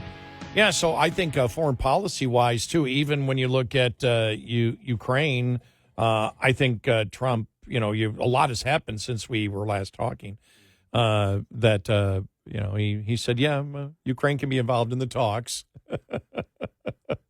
but not Great Britain, but not Europe. And all of a sudden, Europe, you've got these countries coming forward. Well, we're going to spend more on defense. No, we're going to make sure that we do it. Look, part of the problem was the Biden administration in Europe gave Ukraine just enough money to keep it a status quo kind of war. Yeah. Which is what Americans hate. There's nothing more than Americans hate. It's the Vietnam lesson. You don't try to win. You just try to, let's just give Zelensky enough to hold off the Russians. For what? And for how long? For what? And how long? And Trump was like, why include Europe in it? That they're not at all when it comes to defense spending what they should be spending compared to what the United States has done here. So if they're sitting there and they're screaming, to hell with them. They don't care unless they're willing to spend the money. Yeah. It's a great point. Yep. And it's again, all this virtue signaling, but nothing gets done. Yeah. And then Europe is all offended. I love that part. Well, but look, do something or get out. And they can't have that. Well, we are all going to talk. We're all going to have a discussion, a meaningful discussion. And blah, blah, blah, blah, blah, blah, blah, blah, blah, blah. Get out!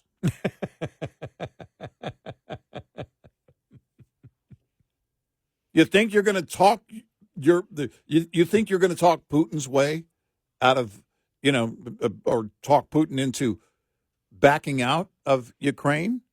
No, that has to come with real backing behind it. It can be done, but there has to be a very clear understanding as to what would happen if he doesn't. Well, so far, nobody's done that. Well, you know something. The best thing I saw was when the Zelensky said, "No, you're not going to get half of our rare earth metals." And first thing I thought of was, well, you want to guarantee that Russia stays out? Yeah, right. You want the guarantee that Russia stays out? Because it's like, well, that's a payment for what they have done, but we're going to need them in the future. Well, if you're going to need the United States in the future, the best way to have the United States in the future is to have the fact that we own a ton of things in your ground. Right, exactly. Or you've agreed to give it to us, right, and we're going to take it. You want to keep Russia out? That'll do it.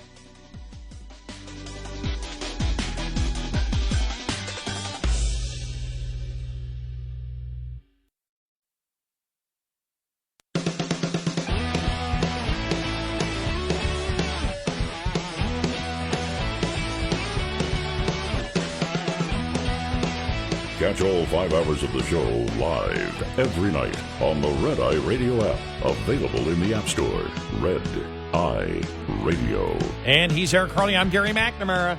Hi, welcome. All right, here it is. We had played some of the audio before. We played a couple of pieces of audio from James Carville earlier, especially when he was talking about identity politics, the racism of the Democratic Party, and he called it racism. And it's something that we've talked about for the longest time, and we said it's so obvious.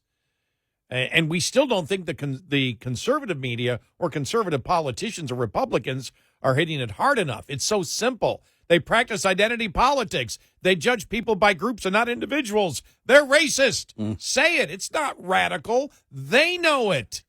Yep. James Carville's talking about it.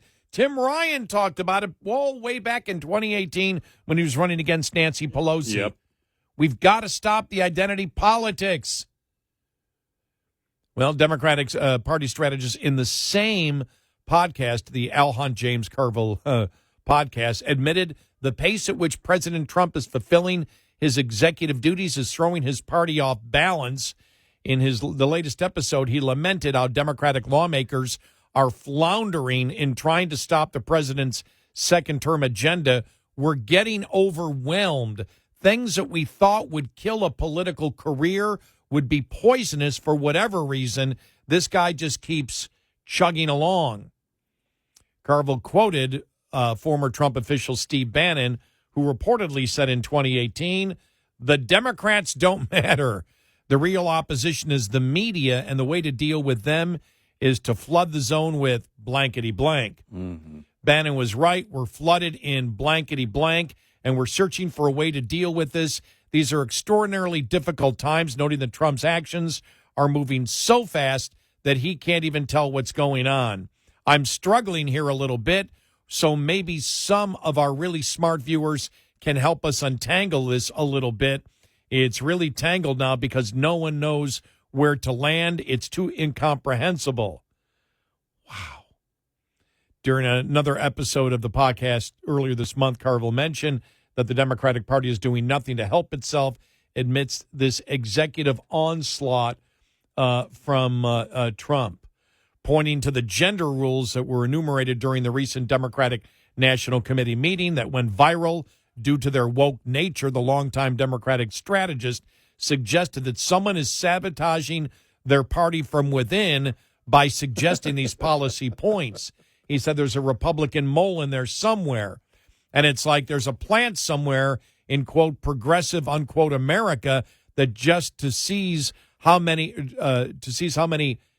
jackass, stupid things they can embrace. It's stunningly stupid, both of them.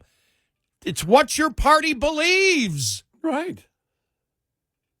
You know, again, what he gets wrong is, well, we just can't figure out what Trump's doing. I can. It's what he promised to do. Everybody who paid attention to the entire election season knows why it's getting done.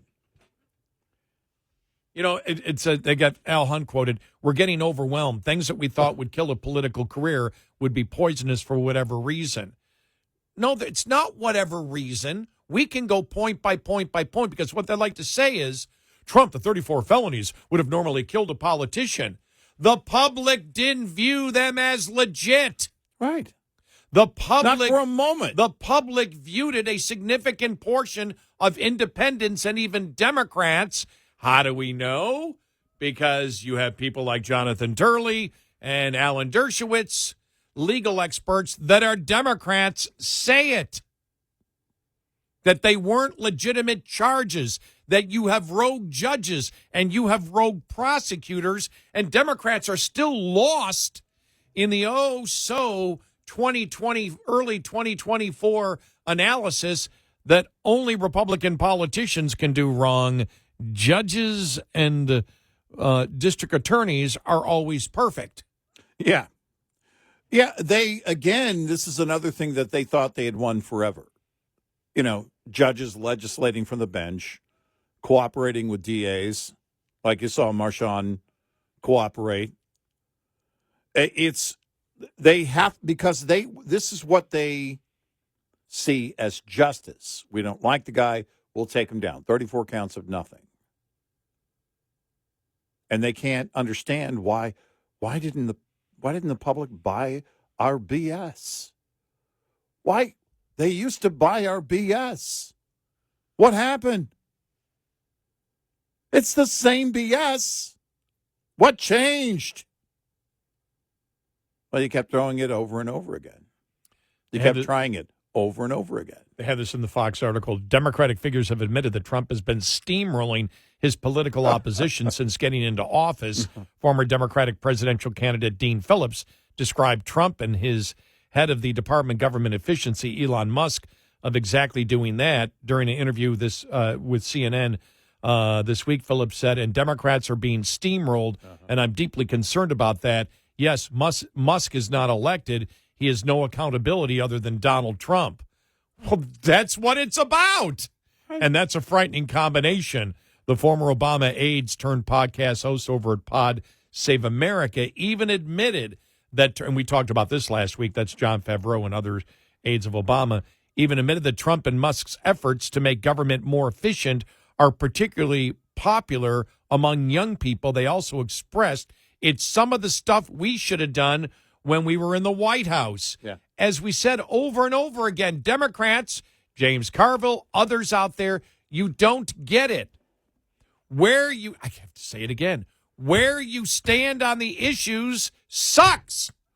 Well, that's why you're losing. And Carville's one of the architects of all of this. You built this thing. You helped to build this machine, and you're wondering why it doesn't work. You know why it doesn't work. Because when you build things based on lies, when you build things based on racism that tears people apart, eventually the American public's going to put a stop to it. You're done. You can't do it anymore. And now they're screaming even louder wants you to believe.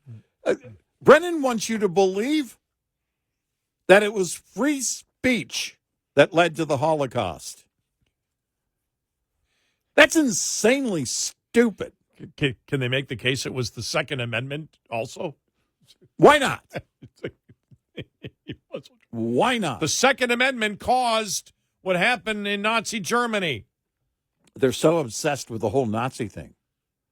You know who else is obsessed with Nazis? Nazis! And then Lindy Lee is out there again. I swear to you, though, part of her thing is, and you and I have talked about this, why were you ever a Democrat to begin with? None of this makes sense. Right. Right. Because she's sounding so much like a Republican, but she's talked about the identity politics. Mm-hmm. You know, the Democrats against Asians. Mm-hmm. Yeah. But Lindy Lee, a prominent former fundraiser for the Democratic National Committee, revealed that donors are fed up with the Democratic Party, claiming that it is in shambles following the presidential election. Speaking to Fox News Digital, Lee, who has raised tens of millions of dollars for Democrats over the years, said the party she once stumped for is now completely rudderless. Democratic donors are absolutely, without a single exception, they are so angry and upset with the state of their party, they think their party is in complete shambles. Well, you donors donated to a Democratic Party that supported issues where the American people look at it and say, they suck on the issues. This is why I keep saying I would love to get in the Wayback Machine and go back to January of last year and talk to Lindy Lee. Hey, now how do you think it's going? What is it? Show me your strategy.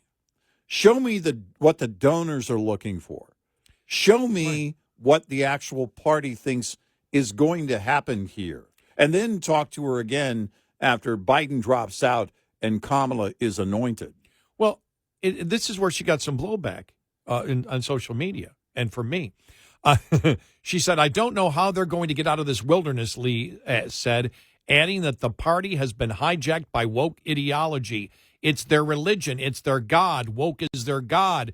This trans woke insanity. They are enthralled by it. Companies are running as fast as they can from this toxic agenda, yet the Democratic Party is doubling down time and time again on this. The former Democratic fundraiser added, honestly, it's gender hysteria. It's almost like a social contagion. Excuse me, you raised money over the last 5 years based on that same agenda, and now you're saying it's ridiculous that they had it. You were raising money just months ago on the radical transgender movement. Exactly. And so were all the rest of the donors. You can't come out and complain now that they're sticking to it unless you're saying we still believe it, but they've got to pretend they don't, and that's what the donors will accept. That's why I want to talk to her from a year ago. Yeah. I want to go back and, all right, how's it going? What do you actually believe? And where was that turning point? Where was the change of heart? Where was recognizing that this is all not going to work? Seemingly, it happened after the election, or did it? Was she trying to warn anybody before the election? No, I mean, they were raising money. They were all accepting. Right. The radical woke. Now they come out, we're woke. Same with James Carville. Well, then again, we saw that Bill Maher is now starting to return to where he was again. So right, yeah. Well, Donald Trump, he goes all the way. I mean, we can't have a middle ground. Yeah. Donald Trump goes all the way that there's just two sexes. Yeah. I mean, that's just ridiculous. Yeah. Riding the wind, like he's always done. Yeah, so he's riding the wind, exactly. Yeah. And, now it's hip to start criticizing because work is being done. Yeah, work is hard. Let me sit down and have a couple of cocktails with him. Yeah. It's not going to be friendly. Yeah, and a cigar. And don't forget to wear your sunshades when you do it so you look cool while you're indoors. Well, this is where, for example, to be honest with you, I think at times you've got, Republicans and conservatives that go on his show and don't blast him where he should be blasted. Yeah, right. For him coming out and talking about Trump going too far, and it's ridiculous because of the two sexes. It's insane. Yeah. It's complete insanity. Yeah, it is. It is. And there, I don't see any purpose in it. I don't see any purpose. I wouldn't see any purpose other than blasting him. And, of course, you're never going to get on again. There are a lot of shows that we wouldn't be repeat guests on. I don't care. And then the New York Times talking about the implosion in the Democratic Party. Politico talking about it. We'll get to all those coming up because there's just a ton of different articles coming out because they're a mess. But, again, it's not hard. No. They all sit there, what are we doing wrong? How come we cannot relate to, let's get Tom Hanks to do a stupid impersonation, right? A completely false impersonation of somebody who's MAGA. Right, exactly. Religion, God, you're black, don't shake my hand. Yeah. And I talk like this. Mm-hmm. Yeah. And they wonder why they keep losing. Well, again, and in that moment, you can see the pride as they deliver such crap, garbage. It's like, what are you actually proud of? You think that's actually smart? Do you think that's actually creative? No, it's their agenda, and that's all that matters for them. Did they repeat? Which is why nobody's watching anymore. Well, let me ask you this: did they repeat the cowbell? Yeah, I don't know if they did. I'm not sure. Don't know. You saw Buck Dharma on with Rick Beato, right? Talking about, I think it was Rick Beato he was on with about that.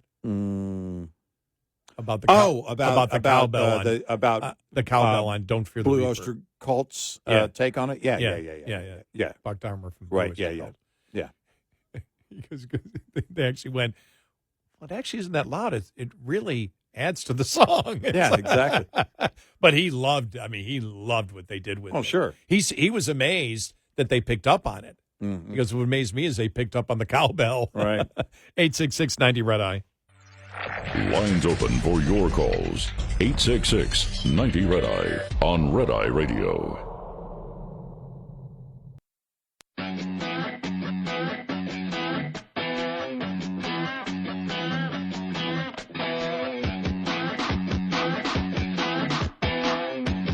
It's Red Eye Radio. He's Sarah Curley, and I'm Gary McNamara. I told you earlier, Jonathan Turley wrote this. We have previously explored the bottomless pit of Swalwellian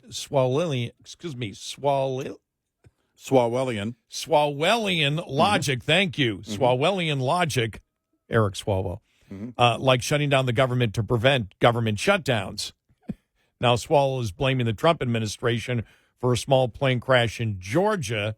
Earlier, we discussed how Swalwell suggested that Trump might be responsible for the small plane crash in Georgia with 2 people aboard. Now an NBC expert is suggesting a connection to the plane flipping over in Canada. They're just so desperate. They really are.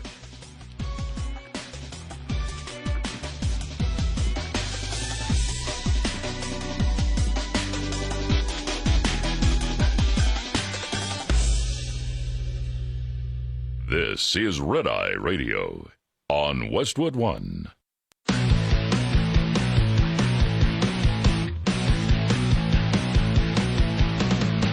Now, it's Red Eye Radio.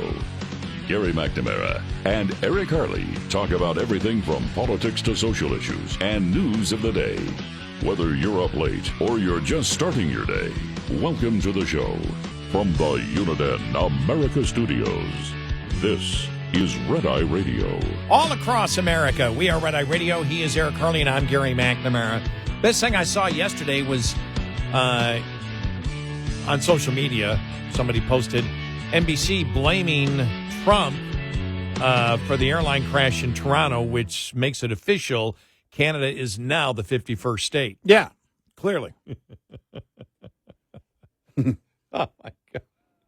It's just lunacy right now. Yeah. You know, when you sit back and you look at it, the Democrats are screaming, well, the president shouldn't do this alone. We need to get Congress to get... Sorry.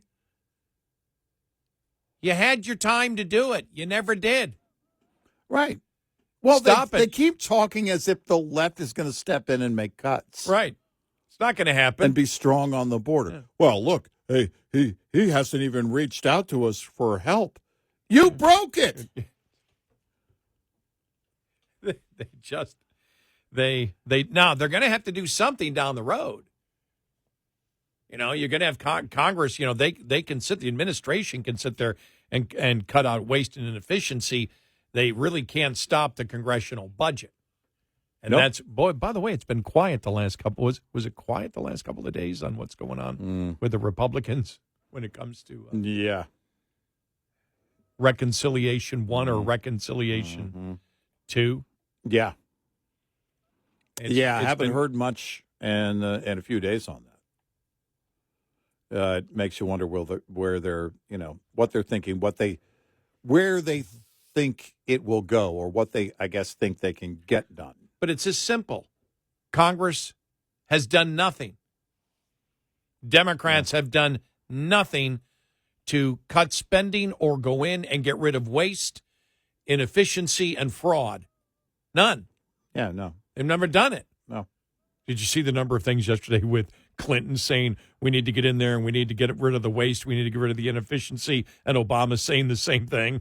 Yeah. Like, right. Wow. It was just like, but they didn't do anything. Everybody talked the talk. Nobody actually did it.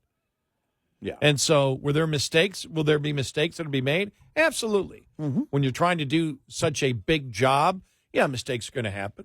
And you correct the mistakes once you realize it happens, and you move on. But the greater good of doing everything you can to show the American people that you are serious about fraud and waste and dumb things that we spend U.S. taxpayer dollars on, Democrats can't win the argument that it's wrong to look into it, especially every single day when you're getting something new out of it. We are like, well, this is stupid.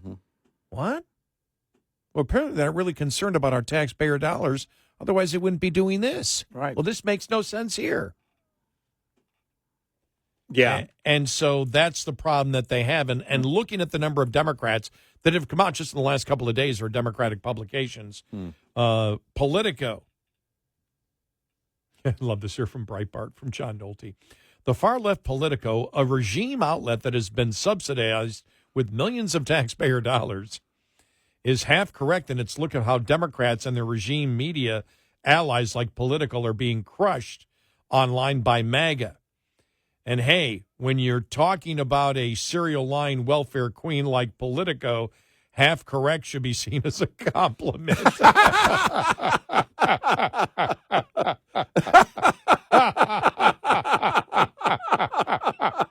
You know what's funny? Oh my God! Is when you read the first part, half correct. I thought, is it really 50%? Because that's kind of impressive. Oh my gosh, that's funny. Politico's lament and clarion call to its allies in the Democratic Party comes down to this, quote, in the early days of the Trump second term, Democrats are getting swamped. The rapid response account the DNC started in January is a fifth of the size of the rapid response 47, the Trump White House's account, the Politico report explained. Hakeem Jeffries, the House Minority Leader, has almost a million followers, but Musk, who has posted hundreds of times over the last month, has more than 217 million followers. 1 million for Hakeem Jeffries, and their response, 217 million for Elon Musk. He says, and now we get to my favorite part. Some Democratic groups like MoveOn.org and Human Rights Campaign are posting far less on X, if not leaving the site completely for Blue Sky, admits Politico, a left-leaning version of X with far fewer users and nowhere the same audience reach. Additionally, conservative personalities hold 5 of the top podcasts on Spotify, while for liberals, only the New York Times columnist Ezra Klein cracks the list. Okay, now for my favorite part.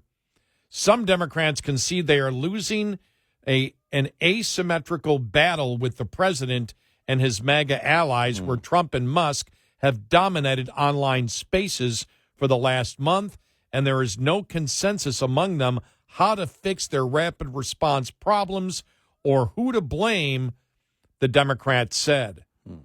I don't know how fixable that problem is right now, one left-wing researcher told Politico. As far as numbers, everything Politico reports is accurate. The welfare queens, that's who he's calling the welfare, also admit that regime media outlets, CNN, NBC, PBS, ABC, are helpless against what's happening online because that's where a majority of swing voters now go to get their news. Yay! And I'm just saying yay because we were talking about this years ago when people would call us and say, you can't beat the media. And I say, they already are. It's not the same. Right. Now, the thing is, I'm old enough to remember when there was just 3 networks and your local newspaper. Right. But and he says, if you're going to influence election outcomes and public opinion, you must hold the attention and trust of swing voters. So there you go. Then here it is, another one. The DNC learned nothing from the last election. Democratic donors pulled back on funding to the party. According to the New York Times, the small donor dollars have slowed down in comparison to Trump's first term in office when money was pouring in to oppose him. This time around, things are different. Large backers of Democrats have also paused their donations, becoming frustrated with the Democrats for what they see as a lack of vision within the party. Some reliable donors to the Democrats are even turning to Trump to support him. Additionally, some are still frustrated that Kamala Harris blew $1.5 billion in her loss against Trump. Many are dialing back.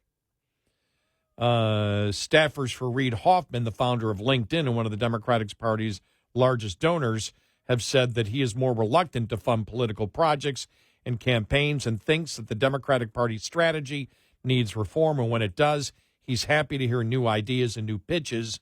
John Morgan, a wealthy Democratic donor and vocal supporter of former President Joe Biden, told the outlet, "For me, it's going to be giving to people, not party. The DNC learned nothing from the last election. He now considers himself an independent." The big question for all these donors, have you changed on policy? Because you were supporting a radical Democratic Party, and now you're saying that you're an independent.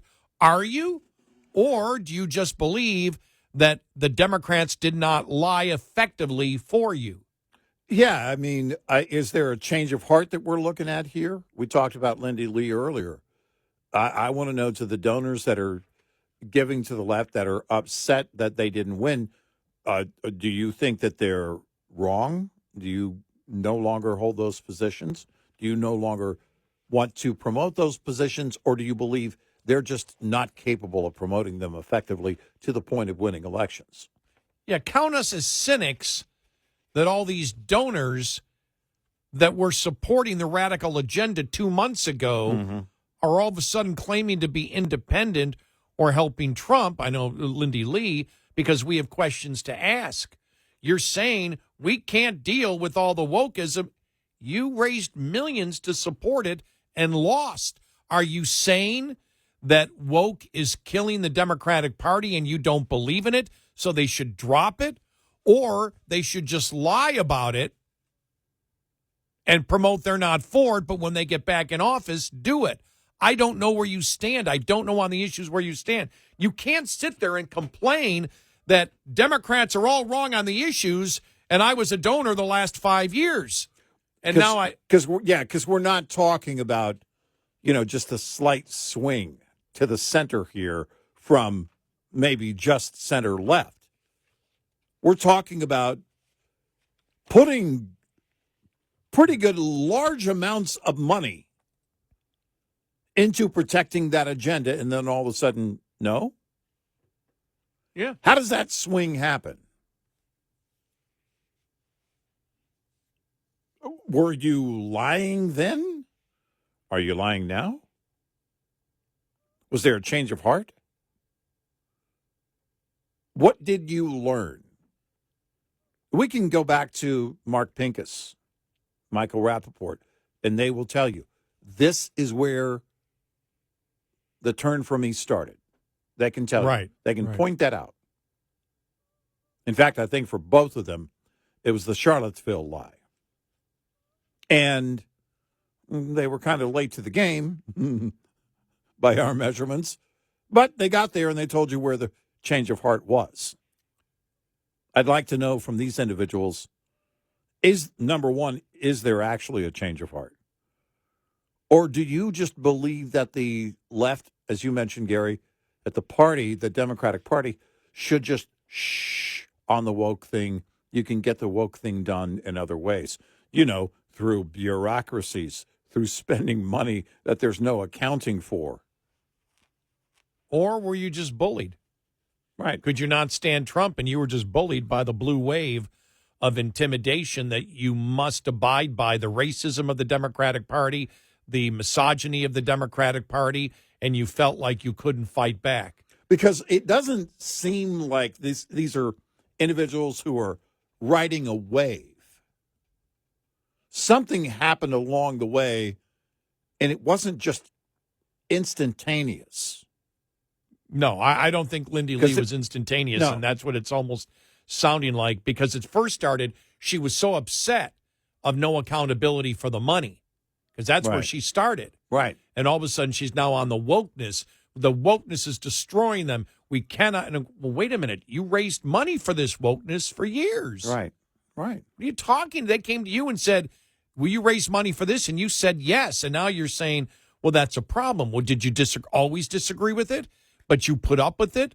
And if you put up with it, why did you put up with it? What was the Democratic Party offering you to agree to support a party with their incredible misogyny and identity politics racism?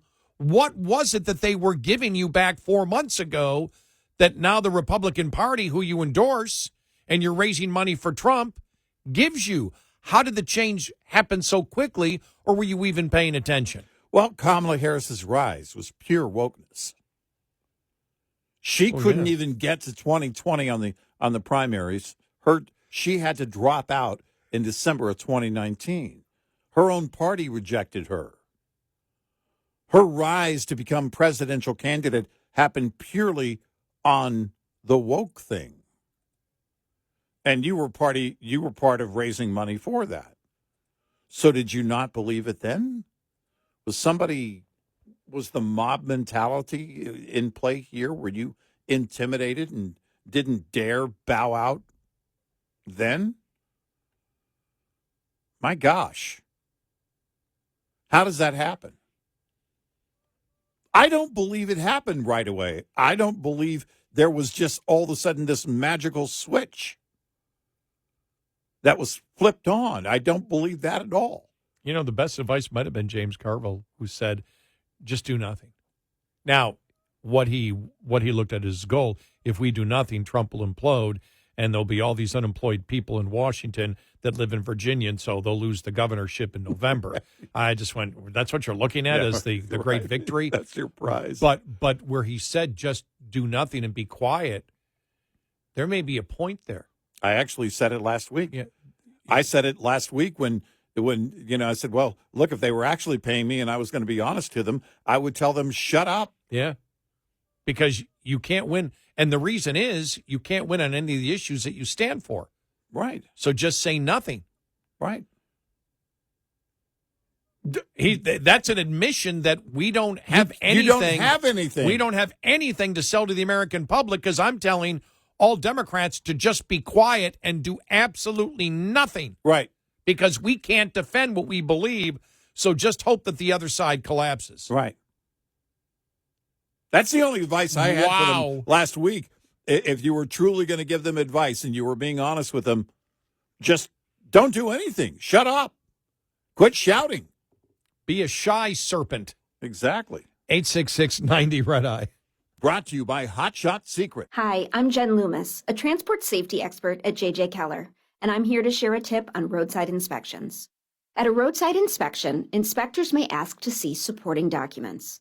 A supporting document is a document generated or received by a motor carrier in the normal course of business that can be used by law enforcement to verify a driver's logs.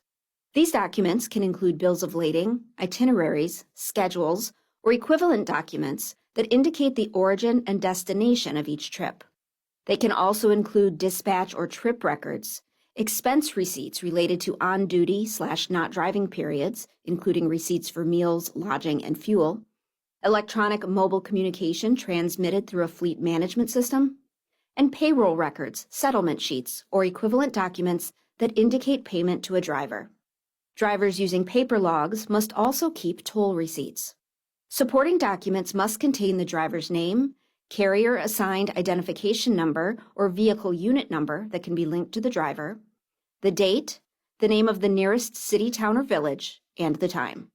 This tip was brought to you by J.J. Keller and Associates. Visit us at jjkeller.com. Get in touch with Red Eye Radio, toll free at 866-90-RED-EYE.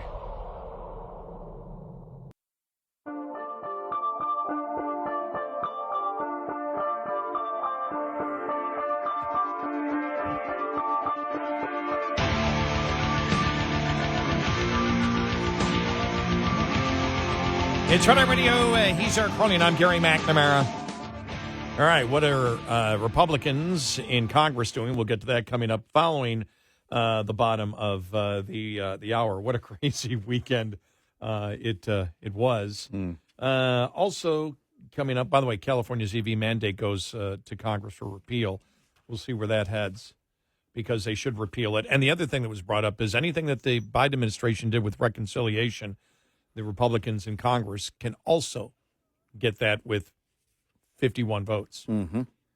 So they should do that when it comes to some of the spending, especially if you look at the Inflation Reduction Act. And I haven't heard a lot of talk about that. Have you? No, I haven't. And we made the point, I think it was last week on that. Look, there are things right now you could roll back that he did that would be a tremendous savings. And that needs to be promoted more because you're not talking about things that, like cuts that would be things that are already in place. These are things where the money would be saved by essentially not spending it. And it wouldn't have the same kind of impact on the Inflation Reduction Act. We'll see where it goes, though. You're going to have to get that. That campaign's going to have to be from the entire party. The entire party's going to have to push that. But of course, Trump leads that in that regard. We'll see where it goes. I haven't heard a lot of talk about the move on reconciliation and what they're going to do and what they want to push for first. I guess we'll see. And right now, the Trump administration, Trump and the Trump team, seem to be concerned about the effect of tariffs. You know, hitting the pause button on tariffs is a big deal. And do they believe, were they told, look, get something done first on reconciliation, come back to tariffs later? I don't know. I guess we'll find out, maybe.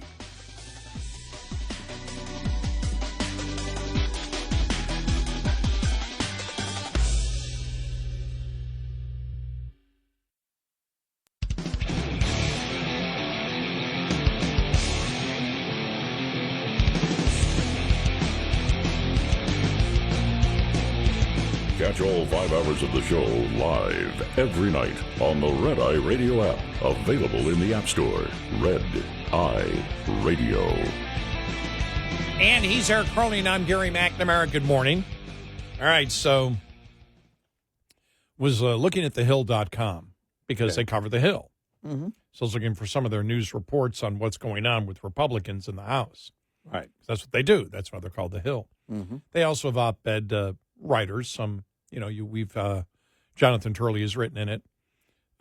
You've had other. I just can't think of his name right now.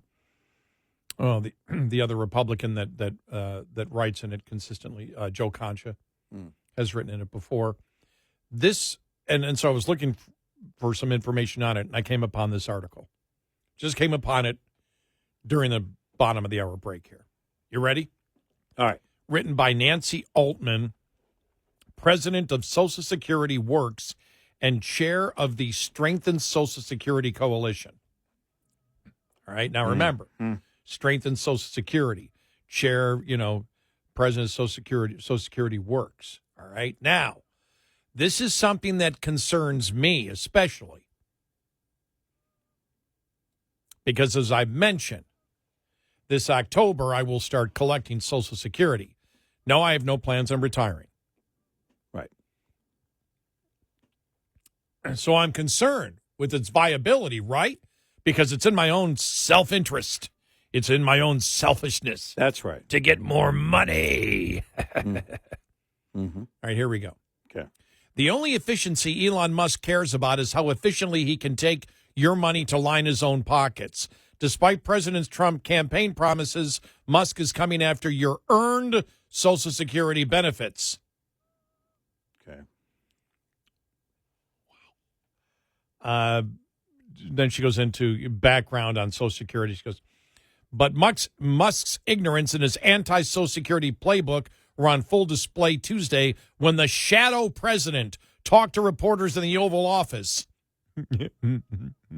Yeah. In trying to convince us that our extremely efficient Social Security system is rife with fraud, he unknowingly proved how economical its administration is when he asserted just cursory examination of Social Security, and we've got people in there that are 150 years old. That is not so. The hardworking civil servants at Social Security are extremely diligent in tracking the deaths of beneficiaries, and we go blah, blah, blah, blah, blah, go on there and everything else. But here, let me get to it here. I want to get to the point here that she talked about waste, that basically he's going to go after your money. Mm-hmm. Here it is. Mm-hmm. Musk is drawing it on the old playbook of claiming that the government in general and Social Security in particular is full of waste, fraud, and abuse. Then when he steals your benefits, he will claim that he is simply cutting waste. Neither he nor the president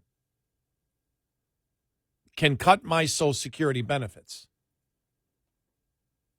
No. No, they cannot. She talks about that Elon Musk lies, and then she lies. Yeah. Then when he steals your benefits, talking about Elon Musk, Trump is giving Elon Musk the power to steal our earned benefits. Is that true in any manner or form? No. If the waste isn't there, if the fraud isn't there, there's no money to take. Right. They can't undo your benefits. Right. If so-called benefits are being sent to people who don't qualify for those benefits, well, that is fraud. Right. Or a mistake. That's what she wrote. Quote, Trump is giving him the power to steal our earned benefits. Mm-hmm. Musk is drawing on an old playbook of claiming that the government in general and Social Security in particular is full of waste, fraud, and abuse. Then when he steals your benefits, he will claim that he is simply cutting waste.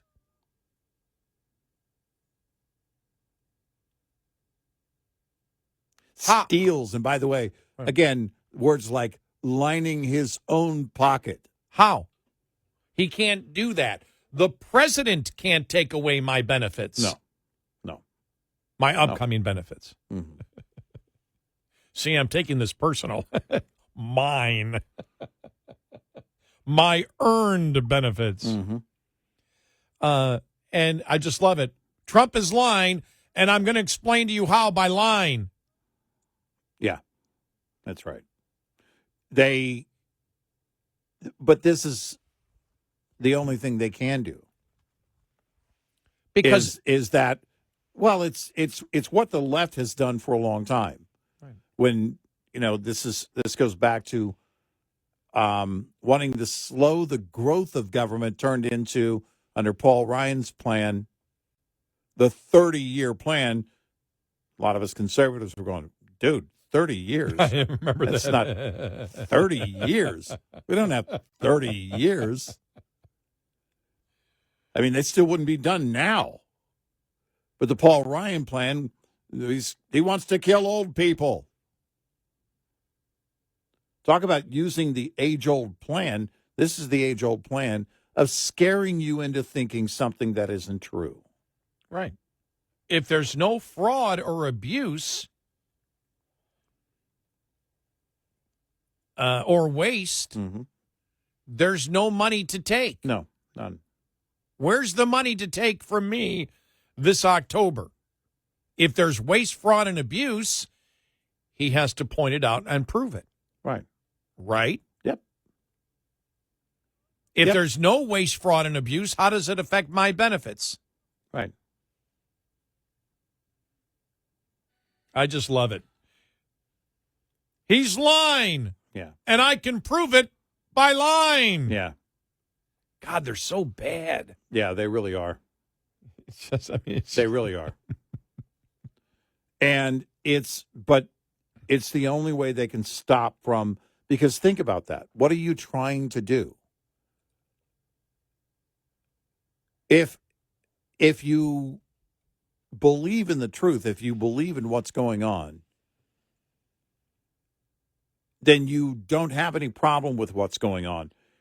If you are okay with fraud and bureaucracies committing fraud and using money, your taxpayer money, to do things like what Michael Schellenberger pointed out, then you're going to try and stop it at every turn. And of course, it comes from the left. If they don't have the big spending, they have nothing. And nobody wants that abuse. By the way, that abuse, that fraud, all of this that is being pointed out here so far, in the fraud especially, actually takes from the people who have earned the benefits. Keeping the fraud going is what will end it for people who have nothing to do with the fraud and deserve the benefits, but eventually there won't be any if we don't end this fraud. Right, because if your point is, because that's what she belongs to, the organization she belongs to is, as we pointed out before, hang on here, because I moved on to something else. I moved on to the next topic here. But Nancy Altman, who is the head of Social Security, President of Social Security Works and chair of Strengthened Social Security Coalition. Well, you'd want to weed out the waste if your whole thing is to strengthen Social Security for the future. Yeah. If 5% of it is wasted or Right. 10% of it is wasted or gone because of fraud, yep, I want to know it because it strengthens Social Security. Why don't you want to know it? Her claim is that Elon Musk is evil, and if there's no waste or fraud, that he's just going to take my benefits from me is ridiculous. Right. There's no evidence of that at all. Nope. None. Nope. And if he's wrong on the amount of fraud, and if he's taking that these active Social Security numbers doesn't mean they're collecting, that's fine with me. Mm-hmm. That's fine with me to go through a fine-tooth comb. All right, no, this ended up being fine. These Social Security accounts were active, but none of them were collecting. Good. Great, okay. Good. Great. We've done an audit. We found out. That's Right. great. Exactly. Close the accounts and move on. Makes me feel better because I know Social Security, where it is now, and when they point out, where it's going to be in 10 years, I know I've got more of an accurate accounting. Mm-hmm. So what's the problem? Right. Why wouldn't you want that? In fact, this should be the norm to protect the integrity of the program to begin with. And her only point is he's an evil man. He wants to line his own pockets. There is no fraud. There is no waste. And therefore, he's not going to find any. And therefore, he's going to take money from your hard-earned benefits. Yeah. How? He's going to steal them. How? How does he do that? Right. And they never have to explain the how because they can't. Well, through the president. The president can't take my Social Security from me. Nope. Nope. You'd have to find fraud. The Social Security Administration could if there was fraud, but the president can't. Yeah. You can't deny I've committed no fraud. Department of Justice may be able to. You have to commit in this case, the fraud committed by her. You have to create this massive lie to instill fear in people. Oh my gosh, they're taking your Social Security. How? Can't explain it. Right.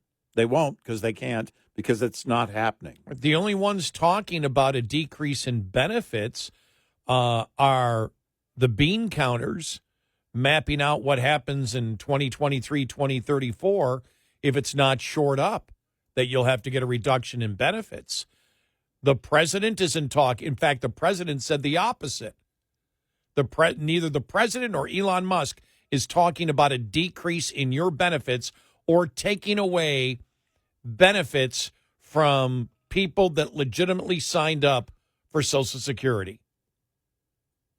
Yeah. Nobody's talking about that. No. You're making it up. Well, but Nancy Altman, who's the president of Social Security Works and chair for Strengthen Social Security Coalition, I'd have to ask this question: does she really want to strengthen Social Security if she doesn't want to at least check to see if there's waste, fraud, abuse? Nope. No auditing. I think about the absurd idea. Elon Musk, with as much money as he has. Oh, if I could get my hands on some of that Social Security money. Are you kidding me? And next, he's going to be breaking open penny piggy banks. He's going to make a fortune. Wow. Next, he's going to go after. I remember Tuesday was our bank day. We used to put in a couple of pennies. Remember, we opened up bank accounts. He's going to go after those. Yeah, exactly. Exactly. It's like they, and the whole point is, we've talked about Elon Musk. The whole thing is he's a billionaire, therefore he's evil. What they also don't realize, they're still throwing out identity politics. They're still throwing out the misogyny of the radical transgender movement, and they're still trying to win on class warfare. They lost on class warfare with Trump. People don't care if you're a billionaire anymore. Nope, All they care about is, what is your motivation? Right. What are you doing? Does it seem to make sense? I don't care whether you're a billionaire or not. Oh, you've been successful? Oh, you cut what it was, 80 to 90% of your employees at Twitter, and the business model is better now? It's interesting. Oh, you fly rockets and you catch them? Mm-hmm. Interesting. Well, okay. Well, yeah, go see what you can find. Yeah. Go see what you can find under here. the authority of the president. Right. Oh, and I saw the legal papers filed. They are specific in the papers filing. I think it's the one that Judge Chutkin has that, laying out exactly that Elon Musk only gets his authority from the president, can't do a damn thing without the president approving it. Exactly. Or the head of those departments. Right. 866-90-RED-I. We'll be right back with more Red Eye Radio with Eric Harley and Gary McNamara.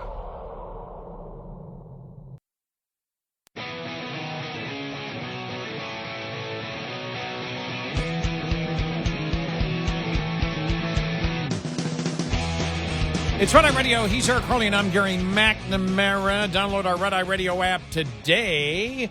Our show ends at 5 a.m. Central Time, 6 a.m. Eastern Time. But you can listen to the podcast afterwards. That's right. If you didn't get to listen to the entire show, our podcast becomes our podcast right after our regular show is over. And if you can't listen to one of our great radio stations during the show for some reason, we stream on our app all 5 hours. Yeah. Coming up following the top of the hour, more on where the Republicans are going to go when it comes to the budget legislation, all that other neat stuff. And also, we had talked about the fact of some liberals wanting to get rid of President's Day because of Trump. What about celebrating Trump's birthday as a national holiday? I brought it up as a joke. It was introduced on Friday. We'll get to that coming up.